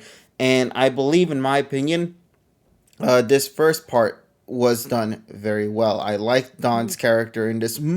She is incredibly better in this one than in her summer special, but that's not really saying a lot. That summer special was something else. But in this one, though, I really did enjoy her character a lot more, because she did take charge in certain moments on her own 2 foot. On her own 2 feet with this one, as well as Ghost's character. I enjoyed his character a lot as well. Koharu's character being with Satoshi too, I did enjoy that part, especially Cynthia's character being somewhat involved. I say somewhat because, well, she kind of got erased from the story. I will admit, on that aspect, I kind of was a little saddened by. But hey, the second episode could potentially do something. We'll talk about that soon. So, and then of course, Team Rocket finally coming back after who knows how long, but it's not the Team Rocket you guys know it as. It's Best Wishes Team Rocket. Universe. Yeah, it's Best Wishes Team Rocket. Basically, the one that Tyrone's been wanting to see since Best Wishes Team Rocket. Terrell wanted to see that, and also Terrell too. So you guys wanted to see that for so long, and hell, it was in the other universe. You should have been over there instead. So, the point of the matter is, I do believe that from what we saw, the storyline, the sad themes that they played throughout, especially when you hear the alternate version Dawn's story about what happened to her Piplup, and like how traumatized she was at not only seeing her Piplup turn back into an egg, but also seeing that her other mods are also reverting back as well, devolving, which I never thought was something we would actually see in a Pokemon episode, like devolving back to their original states. I thought that was really interesting, especially with not just any character, but the main characters, you know. I thought that was actually pretty interesting. So I enjoyed that aspect of it. Dawn, I'm sorry your Piplup got stolen. I brought some hash browns to make you feel better. I hope it's good for you. That's literally what it is. They're croquets, not hash browns. I know. I'm just making a joke. Some Dunkin' Donuts. Yeah, I'm just making a fucking joke. donuts. That's like, you know, the fucking $1.55 hash brown versus some shit like $4. What are those made out of again? I thought they were made out of potatoes. That's why I made the joke. Yeah, but it's a completely different level. Have you ever not had a croquet? Have you ever not had a croquet in your life? No, I have. I'm just looking at the screen and I see like this brown crumbly thing made out of potato, and I'm like, yeah. Hash it's brown. Popular in Japan. Hash brown. Like my brain immediately jumped to hash brown. It's a jelly-filled donut. What are you guys talking about, man? It's clearly a cheeseburger. Croquet filled with curry. I had that shit. That was fucking amazing. I mean, I I like don't that they know. did I that just because thought it it's was funny to say that it was a fucking hash brown. yeah. I mean, no, I like that they did it because it's canonically His Ash's Yeah. favorite favorite food, food. yeah. Also, I now let's bring that up because that is a good segue to one of my favorite parts about this episode. Consistency with certain things. At least with the main storyline on Ash's side. First of all, Ash mentioning the ultra wormholes because of his experiences in the past is interesting that they brought this up, but it was also super interesting to know that Dawn knows about it too. And I was kind of curious as to how she learned about that, because ultra wormholes were kind of discovered in I don't Sun and know. Moon, which wasn't that long ago. So it makes me wonder how far did the news of ultra wormholes become to where now everybody in the whole world now knows about it. But yeah, I still did like that though, that Ash was the one to bring it up and not necessarily Dawn herself. You know, it was Ash that was coming up with kind of Breaks it ideas on her head. immediately though, because Jenny goes, "We call them gates," and I'm like, "Okay, fuck whatever Sun and Moon was talking about then." No, because these aren't ultra wormholes. These are legitimately Oh. gates of something. Yeah. We just Yeah. don't know what they are. Ultra wormholes are far different in general, because they're created by, I guess, other mons or ultra beast mons. These are literally space and time Yeah, mons. but Folks. actually, KG, I think you're actually wrong in your assessment there because Hikari goes Wakananai. You know, she doesn't know because basically you could say you don't know in response to something else. So it's not necessarily that she knows what the problem is. It's not implied that she knows what wormholes are. No, but Well, ultra like Ash wormholes. in brought up the stories though, wormhole. most of them would often recite what is that. Yeah, But she just said, this "I one, don't know." I don't know. Yeah, I don't know. So it's basically like it's like really ambiguous. You really don't know what it is. Also, the funny thing is, she actually made a Hikari actually accidentally like said a line wrong because in one of the lines when after she was given the karaoke, she was saying like it sounded like she was saying nakashiku dame like the thing is though but the subtitles say rashiku. So I'm wondering if that maybe the trembling like sad part of her voice, like the sadness in her voice, accidentally said like A she said the different wrong word. syllable. It's a wrong syllable. Well, like a wrong syllable. Or maybe So that that was was kind of intentional as interesting. well. I Who knows? I think what it was is that it was an emotional thing, but then they decided not to do a retake. I But the think thing is, though, they if were you happy with that first take. They didn't want to yeah, do they were another. happy with first take. But then again, no, I mean, I've heard like Satoshi mispronouncing words and shit, and they don't retake it. So Yeah, it's a I'm not. common thing. But I'm just Yeah, that's what assuming it it is. is only because she was just sad in the moment, so she just probably Yeah, fumbled in her words. Similar to like yeah, how we just talked about with ultra wormholes. We don't know. Like it could be yeah, anything at pretty that much. point. Yeah. But yeah, so I did like that though. The implications that it could have been, couldn't have been, but the point of the matter is it was Ash that brought that up. I like that part. Sun and Moon Mm. references there.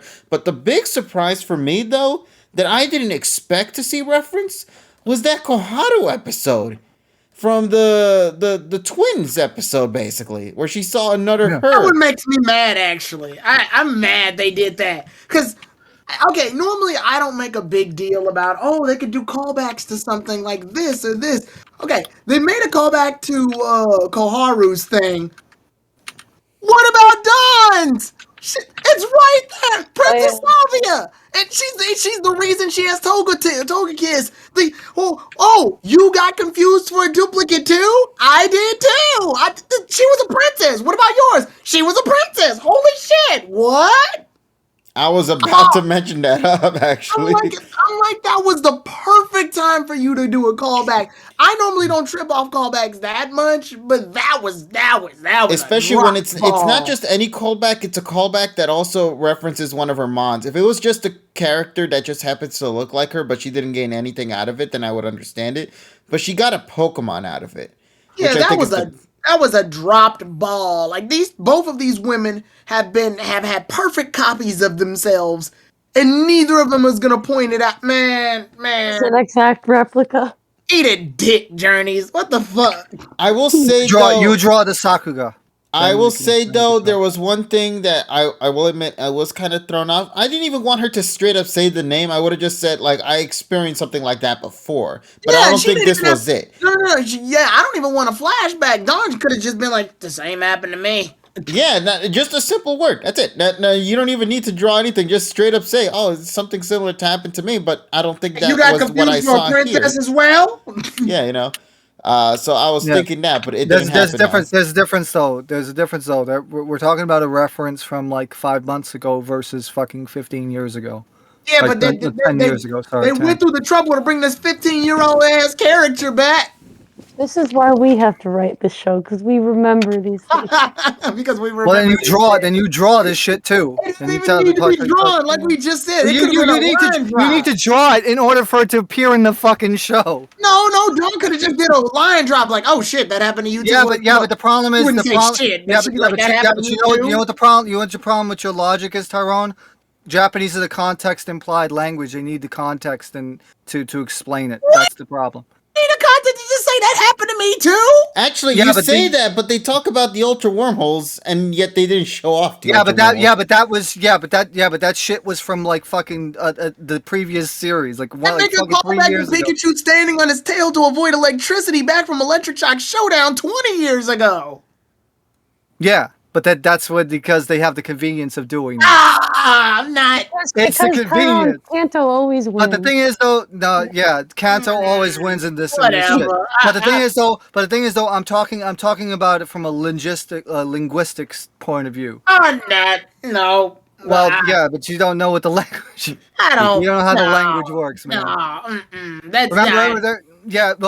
that's why you have an opinion, and that's why you come. I'm not even saying that. I'm just saying that, like, you don't need. I'm not even saying my opinion's right. I'm just saying you don't need to do all of that work just for Dawn to say that happened to you too.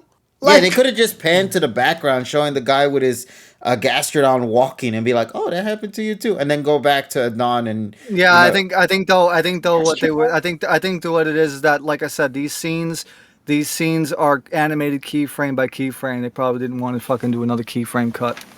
Which actually, now you mentioning that though, there's something I do want to mention about this episode, at least from the animation and the art styles from this episode. Did anybody else notice how, in a way, this episode was very polished compared to a lot of the other episodes? Yeah, it's a special. I mean, they probably are the best people. I mean, let me go see how many people worked on the Sakuga.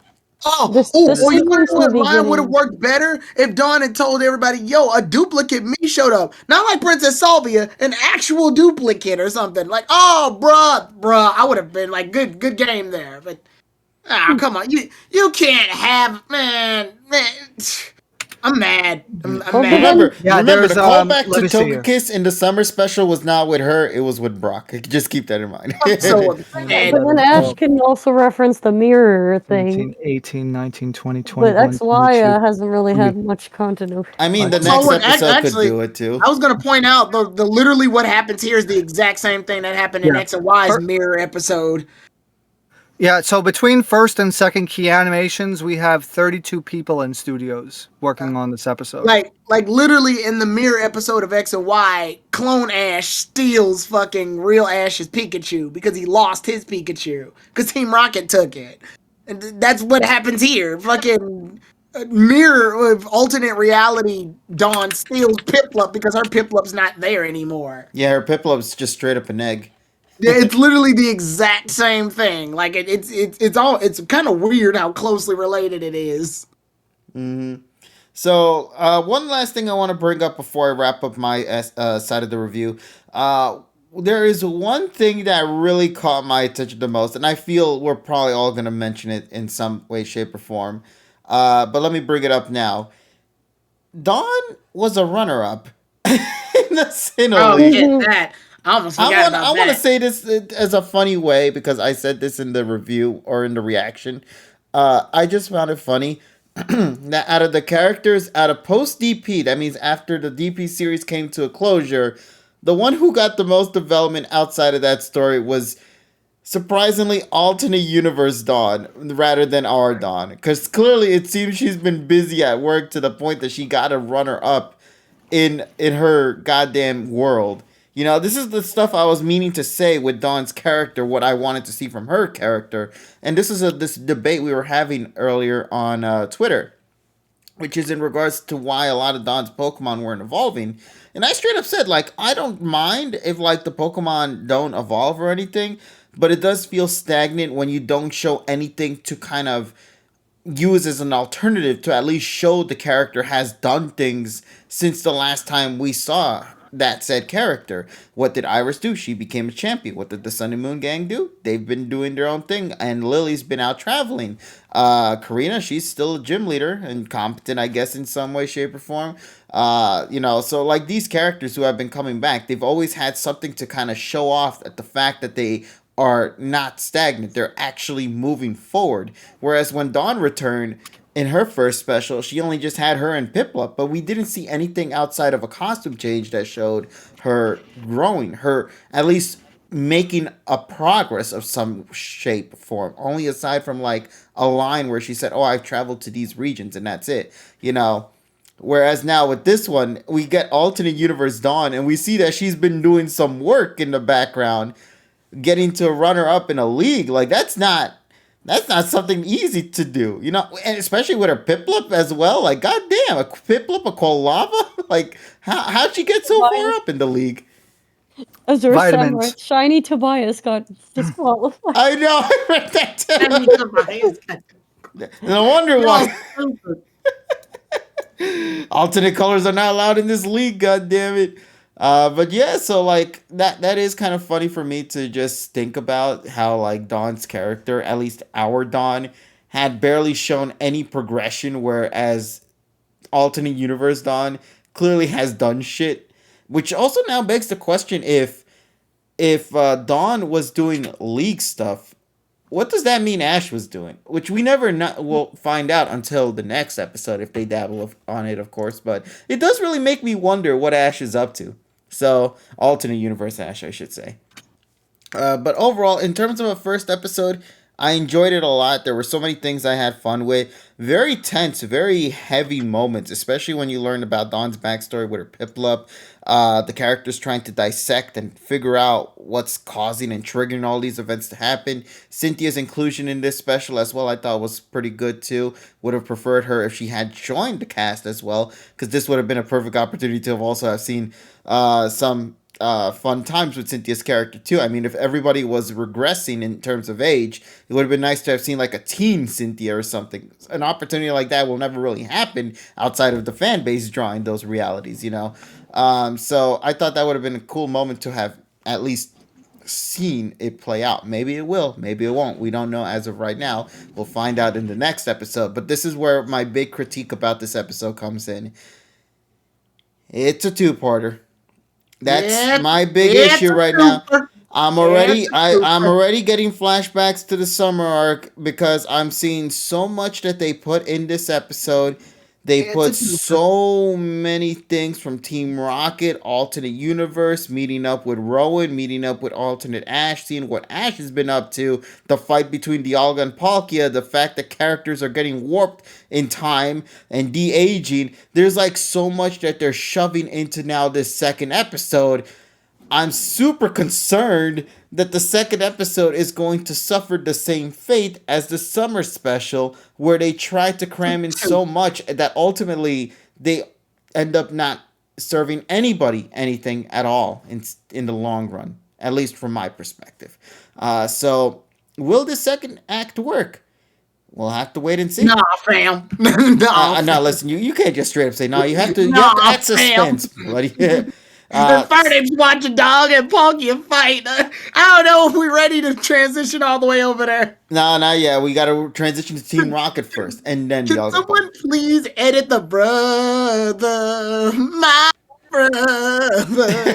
Tell me what fighting for is like so much fun. And you can't do that because of MCA. Yeah, I and know. also I was gonna say, just last thing. Unfortunately, the reason why I'm saying this is because this concern is because, as I stated beforehand, we've been on this roller coaster before.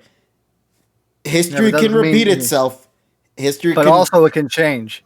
I don't know, man. We've been saying that for 90 episodes now. Yeah, but things have been changing, so at least I know, for you at least. I'll say that. For you at Yeah. least, things have been good for you. But I can't speak for everybody else out here. This is just simply on my perspective. So overall, in terms of what this episode did, I will give it a solid 9. I really enjoyed this one a lot. I back it out a point only because of the fact that I think the Dawn little bit right there, the nice little callback to that with Togekiss would have been a nice touch. Also, for some reason, Baniri still hates her ass to the point that it doesn't want to evolve too. I thought that was cute. No, it's not that. It's just something funny to think about. I'm pretty sure there's a reason why Baniri's staying the way it is. But yeah, so we'll see how things turn out in the next episode. I like the idea that it doesn't like Dawn. No, it doesn't like Dawn. It likes Pikachu. That's just the truth. Like you. So we'll see what That's happens with the Pikachu, though. So she's just been feeding it herbs. now that I think about it, did anybody else not kind of feel kind of surprised at Pikachu not interacting with them at all? Well, it's like, funny. Where was the Baniri and Pikachu moment? I know there was a sad moment with Dawn's character. It would cost too much or something. Well, the interesting thing was we saw Pikachu later on the episode interact with Cynthia. Yeah. Cynthia was petting it.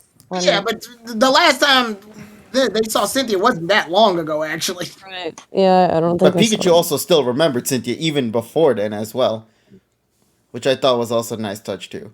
But the point of the matter is, who knows? Who really knows? Yeah. All right, so that's going to be my side of the review. We'll pass this one now on to Polly. I really want to hear from Polly's perspective. Like, what did you think about this episode as a whole? This first of the two-parters. I mean, structurally or like just like overall, I actually pretty much agree with you. I was concerned, or I was pretty indifferent to the preview. Like, I remember being concerned when it first came out, and then I just kind of like forgot about it. I was like, I kind of went into it with a whatever sort of thing. Like, I was excited to see Dawn again, and I, like you, actually really enjoyed this episode, and I, like you, also have concerns about next week. Regarding what you were saying about the animation, the opening sequence I thought was really clean. It looked really cool. It gave me flashbacks of the beginning of the Rise of Darkrai with like that clashing animation. Mm-hmm. I have everything, all these little bullet points here. Enter Pikachu, the revamped remix from M20. I love how they use that to introduce Dawn, since they can't do like a Twin Leaf Town or I guess even Sand Gym because they can't access that library. So they just have to use random revamped old tracks from M20. Team Rocket. Oh, right, they were in this episode, even though I mentioned it. I don't know. I'm just annoyed.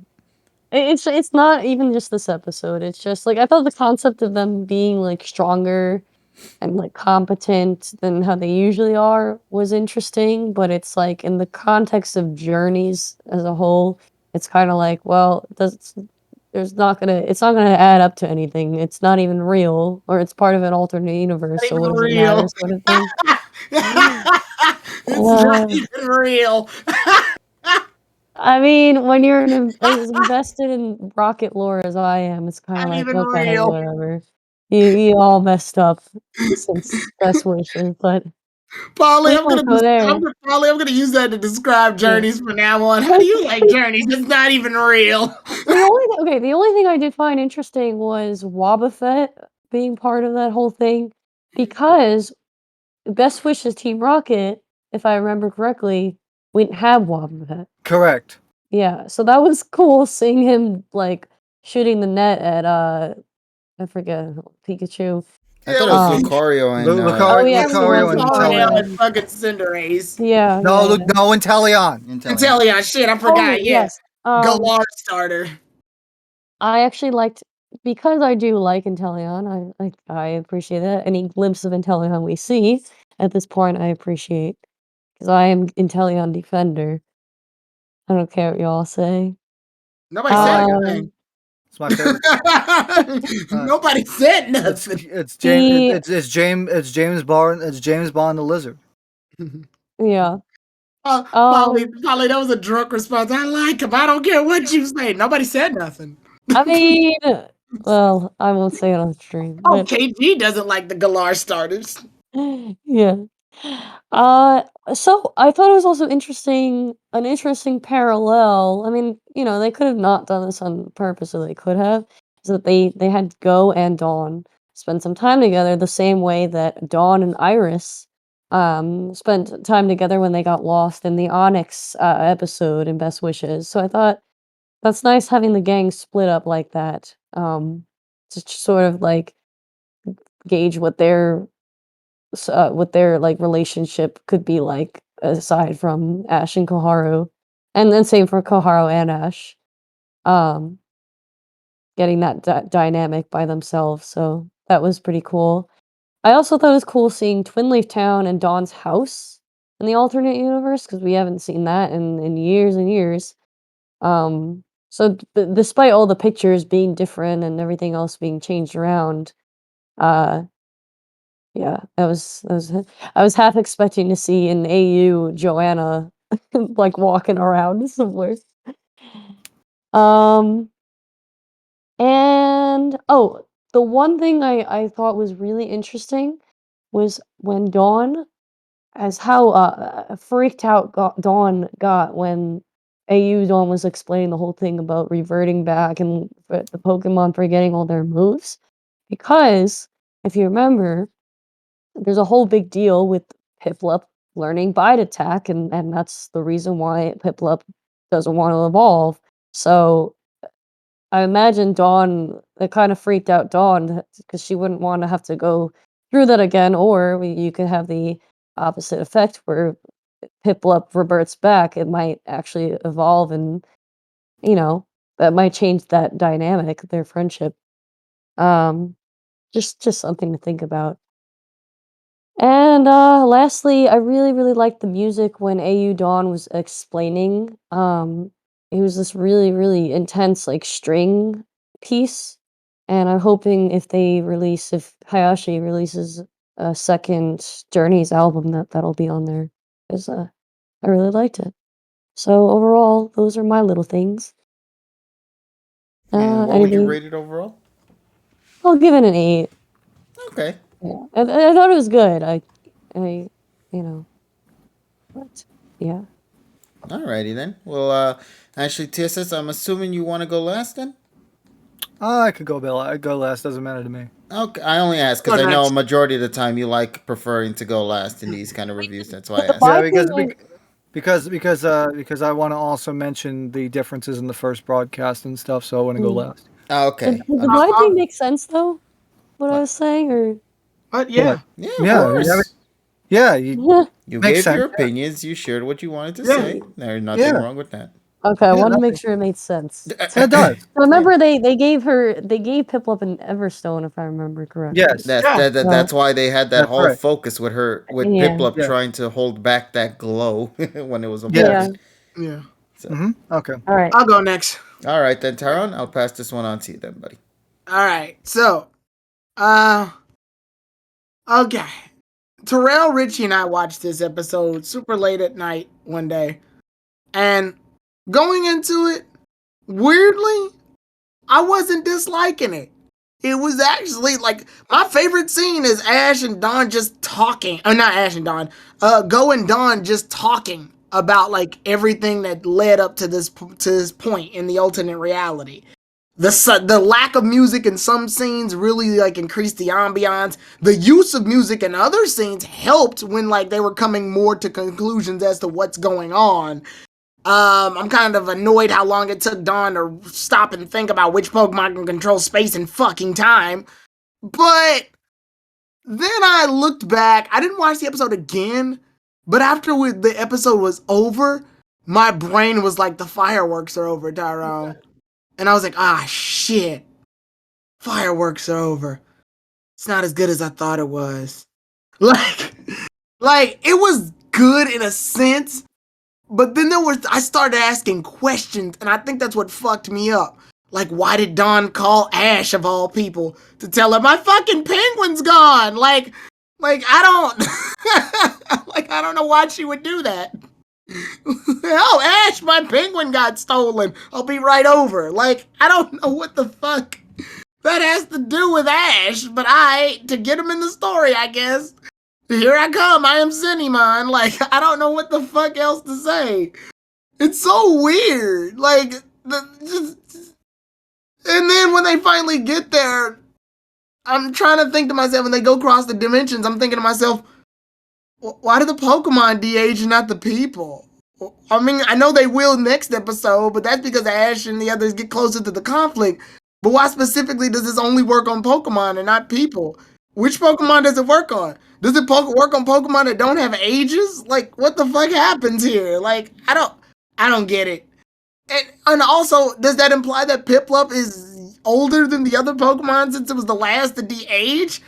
I thought Togekiss was older. It was so much that my brain had to stop and think about. And then I'm like, why isn't Grookey turning back right now? Shouldn't it be doing that? Is it because he's from the other dimension and not this one? How does it know?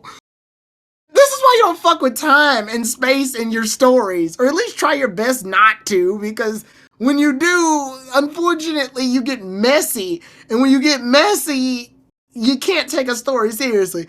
It's very clear this is a two-off story. Once this happens, Ash and the others will never refer to it ever again. Because they can't afford to. Because, again, the narrative's so fucking wonky. And then, like I said, one of the big mistakes you can make in a narrative writing is to fuck with space and time. Because very rarely, if you fuck with time, you get it right. The only reason, like, Back to the Future gets away with it is because it's already aware it's fucking with shit that makes no damn sense. Like, for example, when Marty McFly goes back in time and notices that the picture that he's holding is showing his siblings disappearing. Well, wouldn't he be disappearing too? Also, if they're disappearing, how are they able to make that picture happen? Why would they be disappearing from that picture if they didn't pose to take the picture in the first fucking place? If they fucked up time? And when you fuck with space, that just gives you free realm to make absurdities happen without any real explanation for them. Or you have to over-explain them. Like KG already said, if Dawn's doing contests, what the fuck was alternate reality Ash doing? What was alternate reality Ash doing in Sinnoh in the first fucking place? Now that's time to think about it. Dawn didn't call him over. Like, what? So weird. It just raises a bunch of questions, and in reality, the show's saying, Tyrone, shut the fuck up, just watch the Sinnoh shit so you can buy the goddamn games. Oh wait, you already bought them. That's really what it's saying. It is what it is. And then they showed off Dawn's team, which obviously I knew brought a lot of controversy, because some people were mad they didn't evolve, some people are mad that other people are upset that they didn't evolve. So it's like a back and forth between that, which we covered at my Poke Roundtable discussion on Saturday. But like overall, even if you ignore that, then you got Cynthia showing up for all of 5 minutes. And I don't like that she showed up. I would have rather her not show up at all. If like KG was on the side where I wish they would stay with them longer, I wish she wouldn't have shown up at all. Because Cynthia just seemed like nothing but the show's means to an end. Ash and the others can't handle this situation right now, so we have to bring Cynthia into it to save the day for this brief amount of time so that Ash and Koharu can actually get involved in the plot. But they can't do that if Team Rocket's competent. So now we got this situation where we got to make up this whole scenario where only Cynthia is strong enough to like bear through it. But because of this, now she's too competent. We have to put her back in her box. Go buy the games, kids. And and then they get rid of Cynthia immediately. And then Team Rocket. And I'm talking about the goofy ass Team Rocket, not the competent one. That wormhole that literally shows up right by them, where Team Rocket goes, wow, those guys look kind of mean. Yeah, they just went through that wormhole. Wow. Like a wormhole that conveniently appeared in front of us. Yes. To get us involved in the plot. I'm like, this is such a disingenuous piece of shit ass way to get them into the story. And I bet any amount of money they're not going to do much while they're here. So it's like, why even bring them in the plot? And I already mentioned this shit we're looking at on screen right here, where Dawn doesn't even mention the fact that she was replicated by a princess. so I won't talk about it anymore.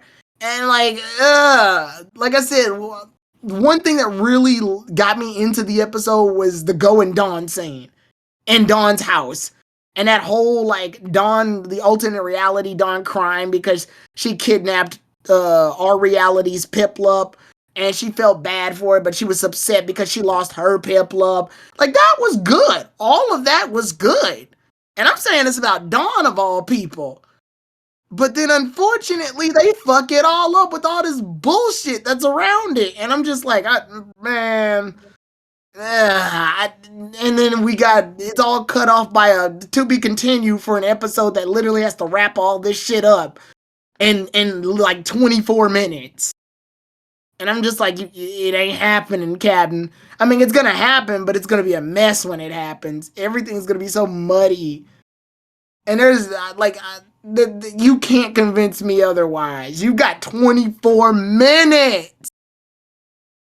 Like, yeah, no, I'm good. Like, if I had to give this one a score, I'm giving it about a 6 or a 7, 6.5. How about that? Wonder how Terrell liked it. Terrell actually, yeah, he watched it with me. He actually started asking some of the questions I was asking. I was like, oh, fuck, you're right. Damn it. So yeah, I wanted this to be like the one that's like, oh yeah, this will save the whole Dawn appearing the first time with a mediocre. No, it didn't. It didn't. Also, I'm mad that like just everybody made a whole fuss over Dawn's Pokemon. They don't even do anything. So even in the off chance that they were evolved, they didn't do shit. So who cares?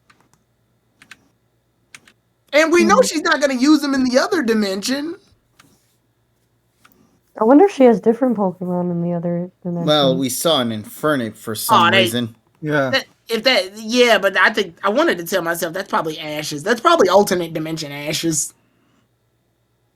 Because Mornox came up with a good point that if Ash was a coordinator in the alternate universe, then he might still have his Ambipom, Apom and then Ambipom. But that's hoping that they'll show up to begin with. Yeah, you're doing more work than the writers. Stop. Yeah. Stop. You're pulling a Koro. Because we don't even know if they've met in the alternate. That is true. You're pulling a Koro. Better writing than the story itself. Stop. All right, then. So there's. But yeah, 6.5. Yeah. All right, then. Last but not least, TSS, we'll pass this one on to you, buddy. What do you think of the episode overall? Well, the first part, I should say. Yeah. So this episode, finally getting some redemption for Picardi because fucking the summer shit was not the best way to show off what she can do. So let's begin. So as Polly mentioned, the Pikachu entrance, the Pikachu Sanjo, or Tojo in this case, track from M20. First of all, big props to Masafumi Mima because again, it's probably the best that this track has sounded in this series, like in the meta series, because the way that he's been mixing journeys, as I mentioned in the last few weeks, has been nothing short of top notch. So to see all Hikari's Pokemon back, very nice. It's like, oh, also, I kind of like Togekiss's design. I don't know, it looks more like a nice cloud. I like the way that it looks. It just looks really good. Because I don't know, because in DPHD, the DPHD era, I didn't think did it justice too much. TSS? Yeah, Togekiss's head is more shaped now. Yes, that's true.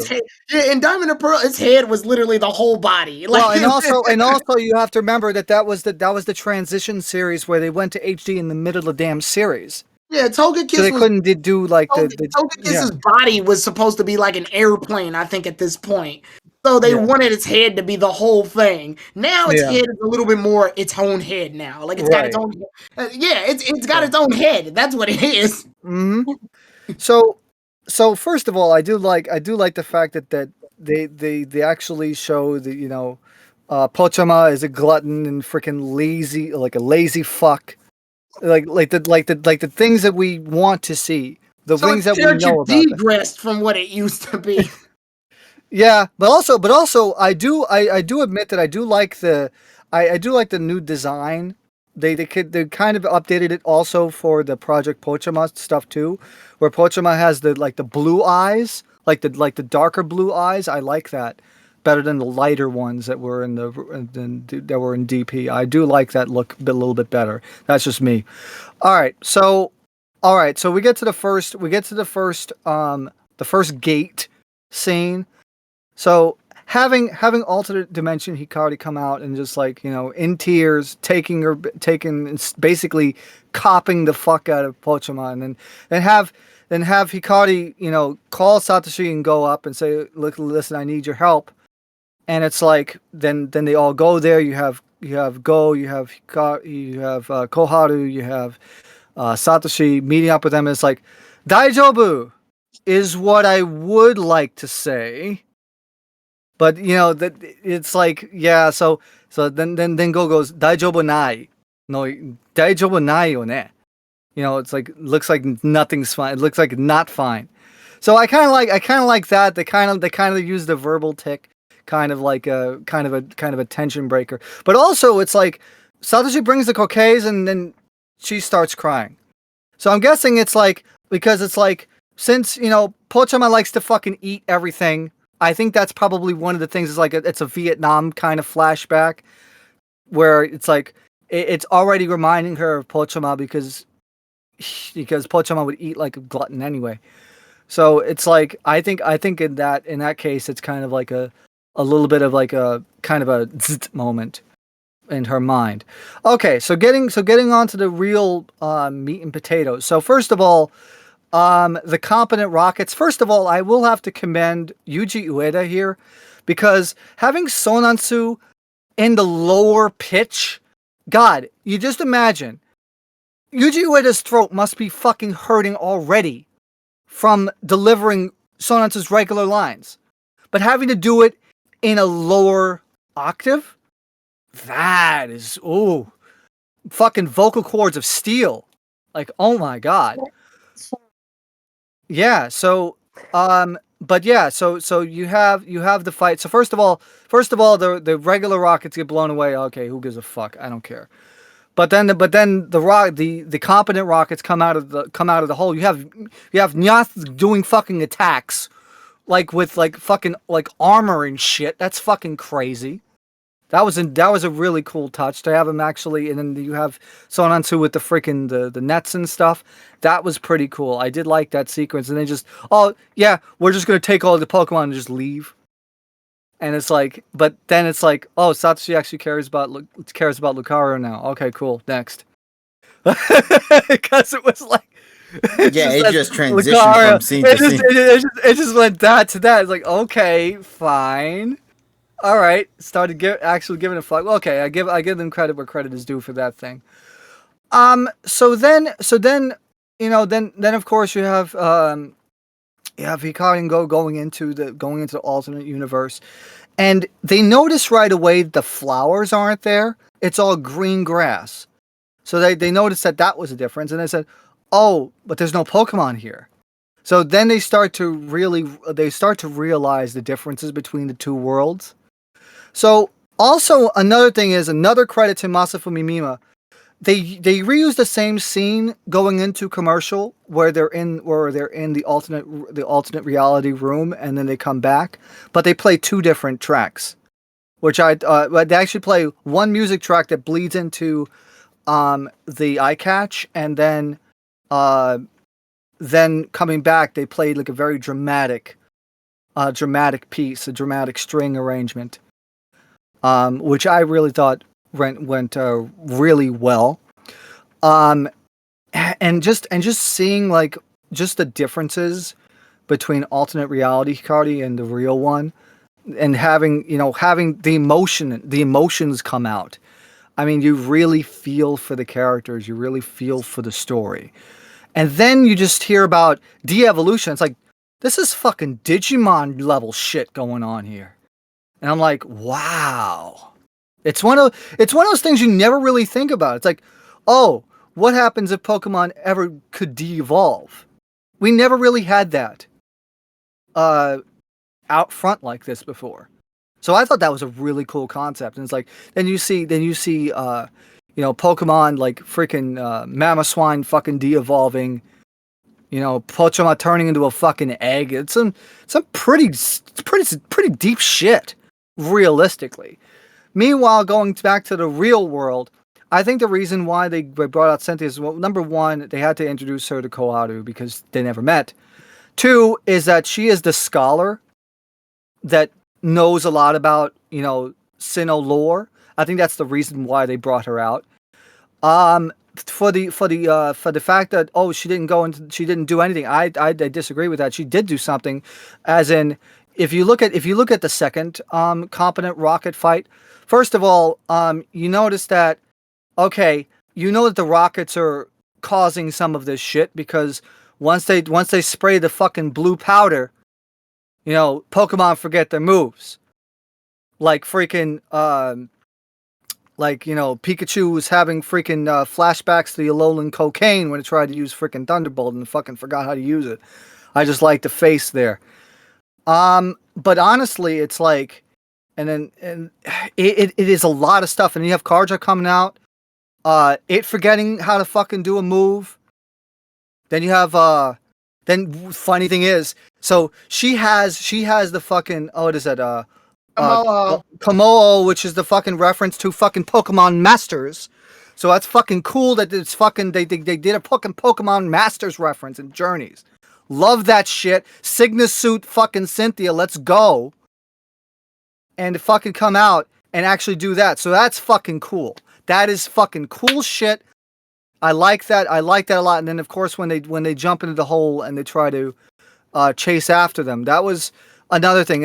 I think Cynthia staying behind would be the best part. I think it's just best that if she stays behind and she monitors everything else while everybody's in there. I think that's what they were going for, and I think that's really that really sold it for me. I think that it was a really cool sequence. So obviously, though, they had to have Koharu bring up Palkia and the Dex. They had to do that for the audience. They had to. It's posterity, right? So once they all get in there, it's like, okay, then we get to the scene at the end of this episode where Satoshi sees his doppelganger, and you notice right away that we already know that both Satoshis are going to talk in a different speech pattern. Now, what's that going to entail? We're going to find out next time. But I did like the dramatic ending to the episode where you have Dialga and Palkia being gracefully shown on screen. And also the music really brought out the tension there. Okay, so for first broadcast stuff. So this week TV Tokyo is having a contest where one winner will win the entire Sinnoh Pokemon Fit plush line, which is Pokemon which is Sitting Cuties. So 121 plushes in a phone call. One winner will get that many, and they get a free. And then when they call the number, they get a free message by Renji and Kikuna. So that's going to be the prize for this week. Also, they showed the Pokemon, the super effective type live, the dance version again, but it was inside of a box there. But like I said, 32 different first and second key animation. A lot of people worked on this episode. It really shows because the quality of animation here was really high. So that leads to the preview. The preview has some potential, but like I said, I'm just sitting on my hands like everybody else and seeing what it is. And that's why and by the way, there was really no hints given on any of the eye catches for the next episode. As a matter of fact, the second part of the eye catch is just like giving a hint of what the next week's prize is going to be, which is going to be it says something to the effect of something to increase to help with your knowledge Pokemon knowledge and something like that. I think it's probably going to be the Pokemon computer with the fucking 5 exchangeable mouses. The Oh, really? mice, I should say. Yeah, that's probably what's going to be next week's prize. So with that being said, really enjoyed the episode, but I'm teetering between two scores, and I'm gonna be honest here.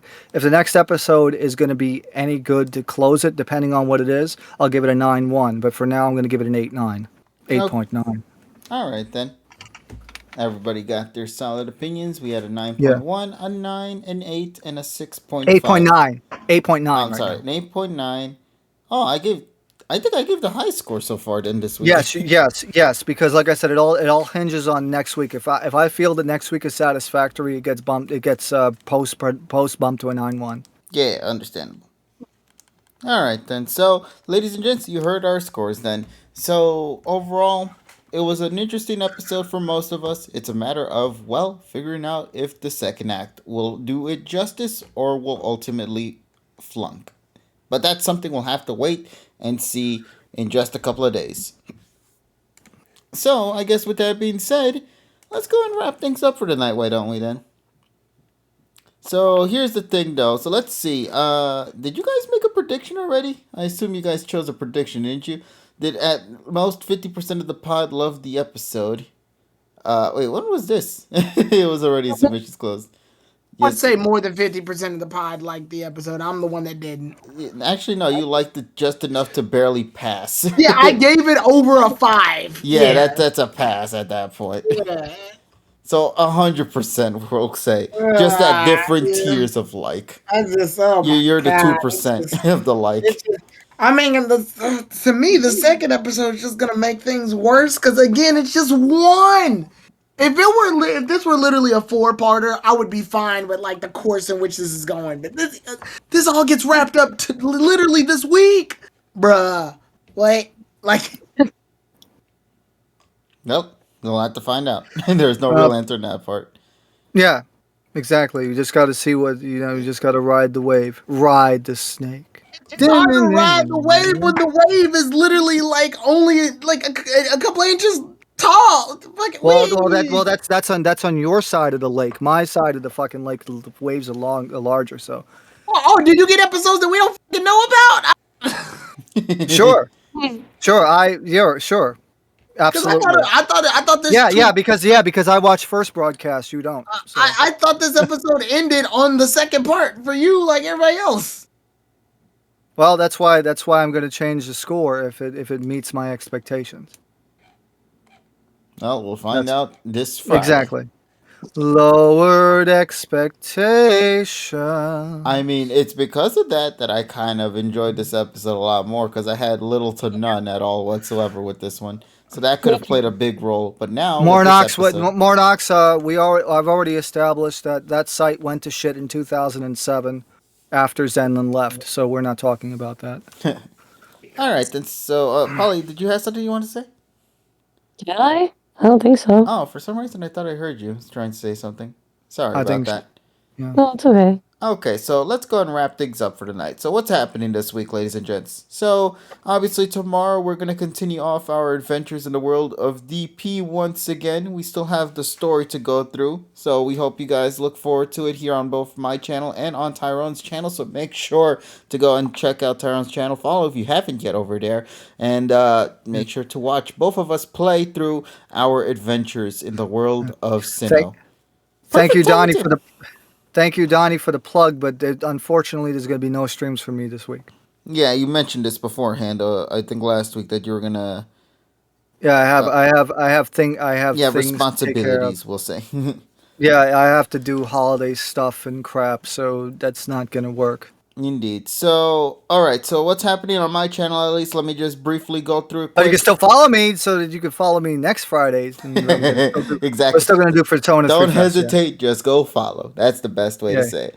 All right. So Exactly. here's what's happening here. For my channel this week, obviously the Monday pod, it's about to wrap up soon. So thank you all for tuning in on that. Tuesday though, DP once again at 8 p.m. Eastern Standard Time. Make sure to tune in there. We're gonna be going at it for like about 4 hours. So we hope you guys have fun with that, both on my channel and on Tyrone's channel. Wednesday though, initially I was thinking, well, actually, depending on how far I get into the Diamond and Pearl game, like say if I finish off the DP storyline and all that, which I think I should be able to because we're literally at the Well, Elite you're at Four now. the end. Yeah, I'm playing it legitimately, so it's gonna take me longer. Yeah, well, no, I did play it legitimately. I just played it in different No, format. Yeah. I mean, no, that's not legit. You fucking fought Volkner fourth, a third. Hey, listen, if I was able to do it in Let's Go, I It could do means it you got a big level jump, which means the rest of it was a falling slope. but it was fun. So, yeah, so I'm fighting it in the way the fucking game intended for you to fight it. did you want to intentionally fight it the way it did, though? Yes! Or did you want to go and goof off and do shit in the background? You wanted to go goof off and do shit. So, so depending on what, well, actually, yeah, the playthrough speaks for itself, basically. So, yeah, my channel tomorrow, we're gonna see Cynthia's playthrough, probably go through there. Not sure exactly because we might need to level up or something. Try to clear the decks as well is also a main priority too. We'll keep you up to date on that. But if we do finish the storyline of DP on Tuesday, on Wednesday, if we get the opportunity to open up access to the PAL Park, which I forgot the new name of it. What was it called again? The new park, the one where the legendaries are hidden at. We will be doing Buddy Farm. Not just kidding. We will be doing the return of the shiny hunts, except The now Buddy in the Farm. DP games. Can we call that the thing now, the Buddy Farm? The buddy farm. Yeah, I want to see my shiny buddies. I'm surprised that's not called that anyway. Also, thank you The so much buddy for farm. the follow there. Much appreciated. Oh, we're so close. You're so close to the 1K chat. We could make it there. I hope you all make it there You're with me almost for the there. 1K. So yeah, once again, Tuesday, Diamond and Pearl. Wednesday, Diamond and Pearl shiny hunting in the park. Thursday, the Game Awards 2021 is happening. So you know that's going to be our main priority that day. So make sure to tune in on the channel to watch us live for the Game Awards 2021. Will they deliver? Will dressed they up in not? Did you suits. guys vote for me like I showed you beforehand?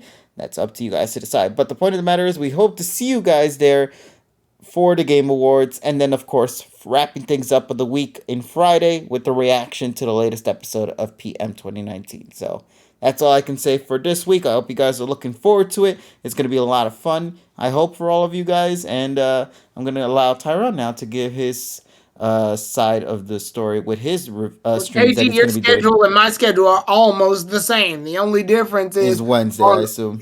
On Wednesday, I'm doing Sonic 06. Nice. Which one? Project Yes. Sonic 06 or Sonic 06? No, the original Xbox 360 physical disc version of Sonic 06. Remember, when I went out of town, I decided to randomly go to a GameStop while I was out there, and I just so happened to find the game in physical form. So we'll be doing Sonic 06, and obviously the members of the PokePod will join me for Sonic Story, and then we'll have other guests for Shadow Story, and other guests for Silver Story, and then we'll all come together when it's all over. Okay. So, yep, Sonic 06. We're finally here, ladies and gentlemen. Yay. He's excited. Chicken, flour, egg, seed. Chicken fly. Yeah, my name is seed. Memphis, Tennessee, damn it. That's the Mets, baby. The Mets. The Mets, baby. All right. So, anything else on the top of our head to think about? I think that's pretty much it. No. Go play either SX2. Download it. Play some Kingdom Hearts on your phone. Indeed. All right, let's go call it a night then, ladies and gents. I want to thank everybody here in the call once again for tuning in for this week. Hope you guys look forward to it. Thank you to Polly, to Tyrone, to TSS for joining tonight. Mornox asked the question, Tyrone, how much did you pay for the physical disc of 06? What do y'all think? How much did y'all think that game cost? 60. No, KG, you're gonna you deep in your heart, KG, you know what the answer is. I know. TSS knows what the answer. Everyone in this chat knows what the answer. You all in the chat know what the answer to this fucking question is. No, we don't. Mornox asked Yes, the they question do. because he asked it because he No. doesn't know. No, the way I'm inflicting it right now, everyone knows how much this stupid ass game costs. More than it should, probably. No, Mornox, it's the joke. It's a very popular joke on this channel. Oh, shit. Yep, it actually cost that much. Damn. Oh yeah. We won't cost say because that it obviously you guys know the Mhm. joke already. Yep, it cost that much. I wish this was a joke, but it costed that much. $20. We got a winner, Phantomime. We got a winner. A $1, $20. Oh. Yep, there he goes. Like I said, more than it should. Goddamn. But let's go ahead and finish this up.